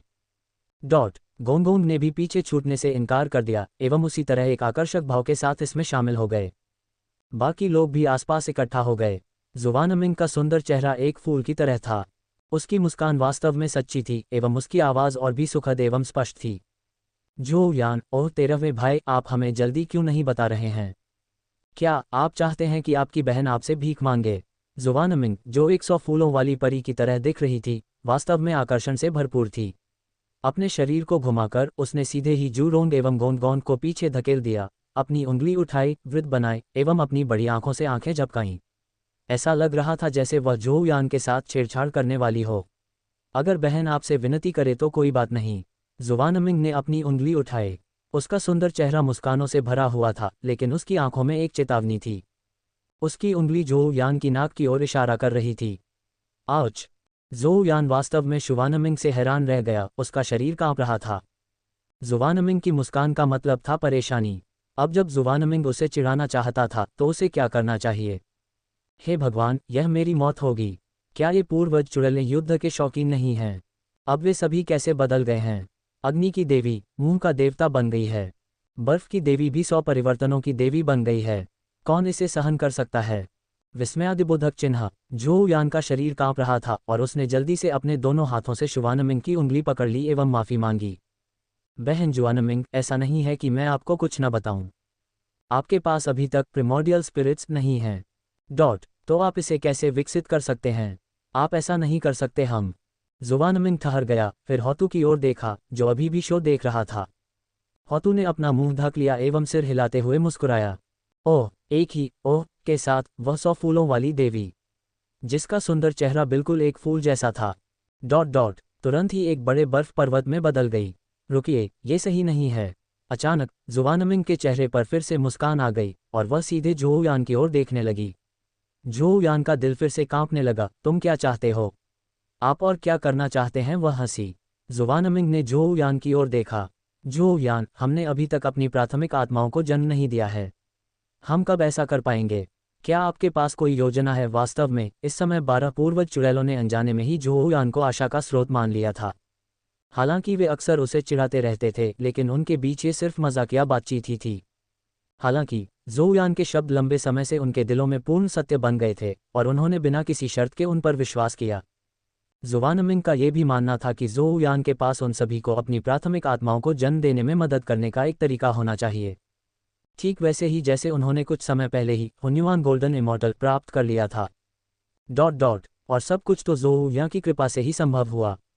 ज़ोऊ यान ने डिजियांग एवं अन्य पूर्वजों की ओर देखा। वे भी इस क्षण में बहुत उत्सुक लग रहे थे। फिर उन्होंने हल्के से सिर हिलाया। झू रोंग ने तुरंत आश्चर्य से चिल्लाया, 13वें भाई, क्या ये सच है? क्या हम अपनी प्राथमिक आत्माओं को जन्म देंगे? उनकी उत्सुकता भरी निगाहों के बीच ज़ोऊ यान ने फिर से सिर हिलाया। इस बार यहाँ तक कि पूर्वज चुड़ैलों के आमतौर पर प्रतिष्ठित नेता डिजियांग ने भी बहुत खुशी दिखाई और हंस पड़े। हंसी के कारण जुवानमिंग की आंखें अर्धचंद्राकार हो गईं। देखिए, हमें अभी भी थोड़ा आगे बढ़ना है और हमेशा एक रास्ता होता है। कुछ और चंचल मजाक के बाद ज़ोऊ यान ने 12 पूर्वजों की चुड़ैलों को पंगू रक्त पूल के सामने खड़ा कर दिया। इस समय जुवानमिंग ने आश्चर्य से कहा, ज़ोऊ यान, क्या ये प्राइमोडियल स्पिरिट्स को जन्म देने के बारे में नहीं है? हम पांगू ब्लड पूल में क्यों हैं? क्या आप चाहते हैं कि हमें पुनः विकसित किया जाए? ज़ोऊ यान वास्तव में असहाय था। जुवानमिंग की सोच वाकई बहुत ही मजबूत थी। उन्होंने शब्दों को बर्बाद करना बंद कर दिया एवं सीधे ही पांगू ब्लड पूल की ओर देखते हुए कहा, प्रिमोर्डियल स्पिरिट का जन्म सीधे तौर पर पांगू ब्लड पूल के माध्यम से नहीं होता, बल्कि यह हमारे अंतर्निहित कर्तव्यों को पूरा करने के माध्यम से होता है। उस समय अथाह कर्म नीचे उतरेगा। कर्म स्वाभाविक रूप से आदिम आत्मा के जन्म में सहायता कर सकता है। कर्तव्य, कर्म। 12 पूर्वज चुड़ैलें थोड़ी उलझन में थीं एवं अपने जन्म स्थान पांगू ब्लड पूल की ओर देख रही थीं। पेंगू रक्त पूल के ऊपर स्थित पेंगू हृदय से लगातार पेंगू का खून टपक रहा था। अनगिनत वर्षों के बाद पांगू ब्लड पूल और भी बड़ा हो गया। लगभग एक असीम सागर। रक्त की लहरें तेजी से फैल गईं एवं हवा में एक खूनी आभा छा गई। ऐसा महसूस हो रहा था जैसे कोई नेदरवर्ल्ड ब्लड सी हो। हालांकि वे बहुत अलग थे। एक तो सृष्टि का रक्त पूल था, दूसरा विनाश का रक्त सागर। हर कोई पांगू ब्लड पूल में मौजूद असीम रचनात्मक ऊर्जा को स्पष्ट रूप से देख सकता था। ब्लड पूल के बगल में एक विशाल लौकी की बेल भी थी, जो हजारों मील तक फैली हुई थी। मूल अपरिपक्व लौकी बहुत पहले ही पक चुकी थी और उसे तोड़ दिया गया था।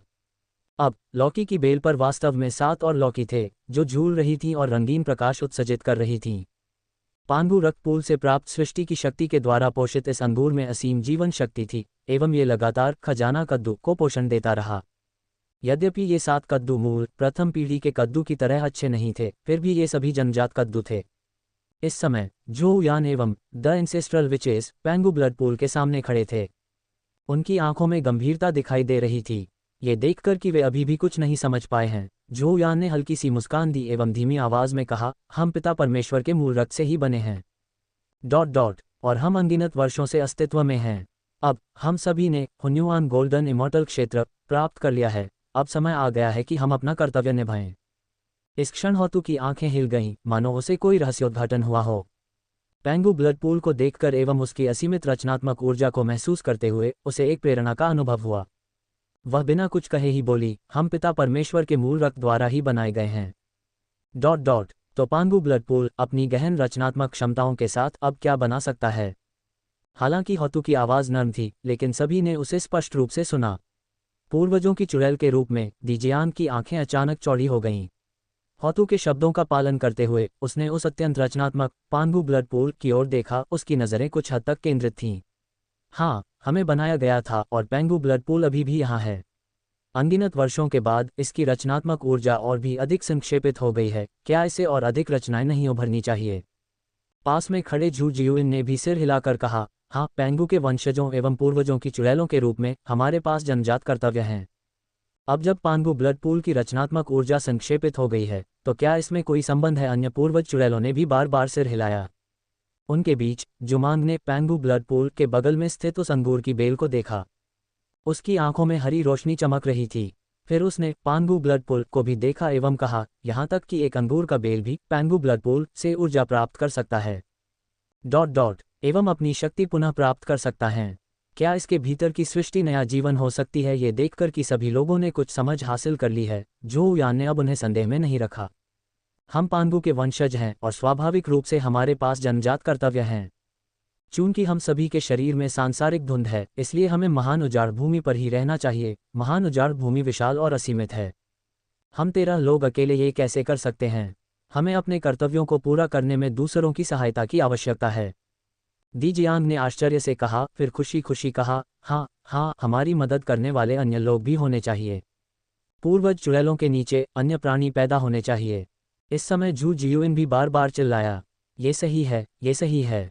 पांगू ब्लड पूल की रचनात्मक ऊर्जा पूरी तरह से संक्षेपित है। इसे जीवित प्राणियों का निर्माण करना चाहिए और वे हमारे कर्तव्यों को पूरा करने में हमारी मदद कर सकते हैं। हालांकि हॉतू ने थोड़ा सा भौहें चढ़ाईं, उसकी आंखों में चिंतन की भावना दिखाई दे रही थी। लेकिन हमें जीवित प्राणी कैसे बनाने चाहिए? ओह, सभी पूर्वज चुड़ैलें कुछ क्षण के लिए हैरान रह गईं एवं उनके चेहरे पर विचारपूर्ण भाव दिखाई दे रहे थे। जो यान ने हल्की सी मुस्कान दी, मेरे भाइयों और बहनों, चिंता करने की कोई जरूरत नहीं है। हमें उन्हें वैसे ही बनाना चाहिए जैसे हम बनाए गए थे। दीजियांग एवं अन्य लोगों को अचानक ये बात समझ में आ गई और वे हंस पड़े।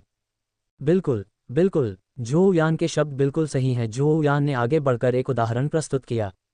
अपनी हथेली को पलटने पर उसके हाथ से एक पूर्वज चुड़ैल जैसा रक्त बहने लगा। सभी लोग जो यान की हरकतों को देख रहे थे, उनकी आंखें खुशी से भर गई थीं। पिता परमेश्वर ने हमें अपने मूल रक्त से पूर्वज चुड़ैलों के रूप में बनाया। तो हम अपने ही पूर्वजों के मूल रक्त से एक कबीला बनाएंगे, ताकि पिता परमेश्वर की महिमा को जारी रखा जा सके एवं हमारे जन्मजात कर्तव्य पूरे किए जा सकें। जैसे ही जो यान की आवाज़ सुनाई दी, उसकी हथेली में मौजूद सारा खून पेंगू ब्लड पूल में गिर गया। भनभनाना। जैसे ही एंसेस्ट्रल विच एसेंस ब्लड में प्रवेश किया, तुरंत ही उसमें असीमित रचनात्मक ऊर्जा जमा हो गई। जिससे तुरंत ही एक ब्लड कोकून बन गया। जैसे जैसे रचनात्मक ऊर्जा एकत्रित हुई, रक्त का कोकून खुल गया एवं एक विशाल आकृति दिखाई दी।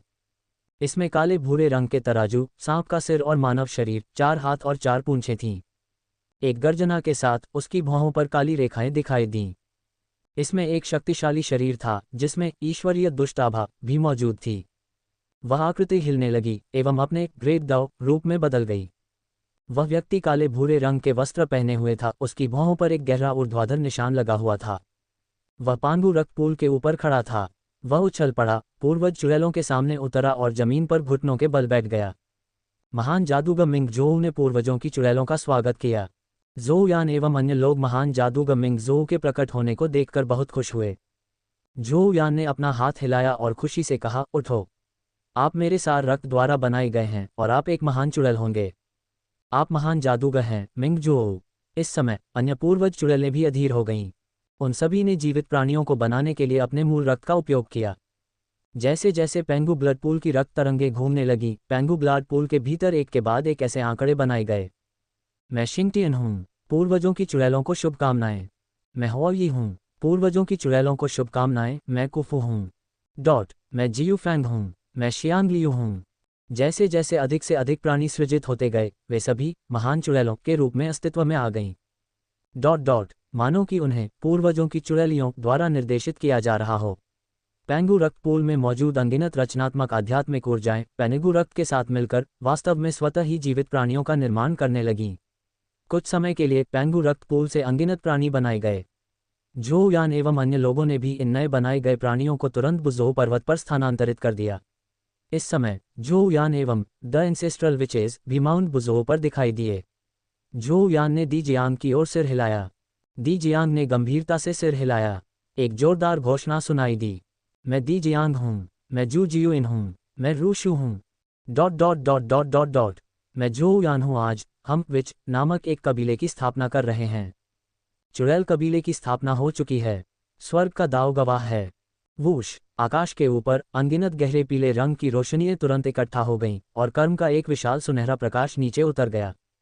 ये सब दीजियांग, अन्य पूर्वज चुड़ैलों एवं चुड़ैल कबीले पर ही हुआ। इस प्रकार स्वर्गीय रहस्य प्रकट हो गए। 13 पूर्वज चुड़ैलों ने चुड़ैल नामक एक कबीले की स्थापना की। चुड़ैल कबीला प्रकट हुआ एवं उसे हेवंस दाव द्वारा भी पहचाना गया, क्योंकि यह उन्हें कर्म प्रदान करता था। महान उजाड़ भूमि में मौजूद अनगिनत प्राणी बहुत ही आश्चर्यचकित थे। चुड़ैल कबीला पूर्वज चुड़ैलों द्वारा बनाया गया। अनगिनत प्राणी लंबे समय से 13 पूर्वज चुड़ैलों की शक्ति को देख रहे थे। अब जब चुड़ैल कबीले का निर्माण हो चुका था, तो अनगिनत प्राणियों ने तुरंत एक नियम स्थापित कर दिया, किसी भी परिस्थिति में कोई भी व्यक्ति चुड़ैल के कबीले को उकसाना नहीं चाहिए। चुड़ैल कबीले की स्थापना के बाद उनकी संख्या अब करोड़ों तक पहुंच गई थी एवं पेंगू ब्लड पूल भी लगातार और अधिक लोगों का सृजन कर रहा था। दी जियांग एवं अन्य पूर्वज चुड़ैलों ने सबसे पहले जिंगटिन और यी महान जादूगर मिंग जो तथा उन अन्य अंतर्निहित महान चुड़ैलों को इन नवजात चुड़ैल कबीले के सदस्यों का प्रबंधन करने का निर्देश दिया। फिर वे जल्दी से पेंगु हॉल में लौट गए। भनभनाना, दोनों दिव्य स्वर्ग देवताओं एवं राक्षसों की महान श्रृंखला सक्रिय हो गई है। 12 लोगों ने एक समूह बनाया, उनमें से एक व्यक्ति उस समूह के पत्थर के मंच पर खड़ा था। वे अपनी सांसारिक अस्थिरता को दबाने हेतु इस विशाल समूह की शक्ति का उपयोग कर रहे थे एवं इस बार प्राप्त कर्मों की शक्ति का भी उपयोग करके ही यह कार्य पूरा हो रहा था। तुरंत ही उनके शरीर से अनगिनत आध्यात्मिक रोशनी निकल गईं। ये वे वास्तविक आत्माएं थीं जो मूल रूप से पूर्वजों के शरीर में विलीन हो गई थीं। सच्ची आत्माएं मर्टपिल पैलेस में प्रवेश कर गईं। आदिम आत्मा का जन्म हुआ, पर्पल मैंशन खोला गया एवं दाव प्लेटफॉर्म भी तैयार हो गया। इस तरह 12 घूम गए। 1000 साल बाद पांगु हॉल में हंसी की आवाजें गूंज रही थीं। अब हम सभी के पास आदिम आत्माएं हैं।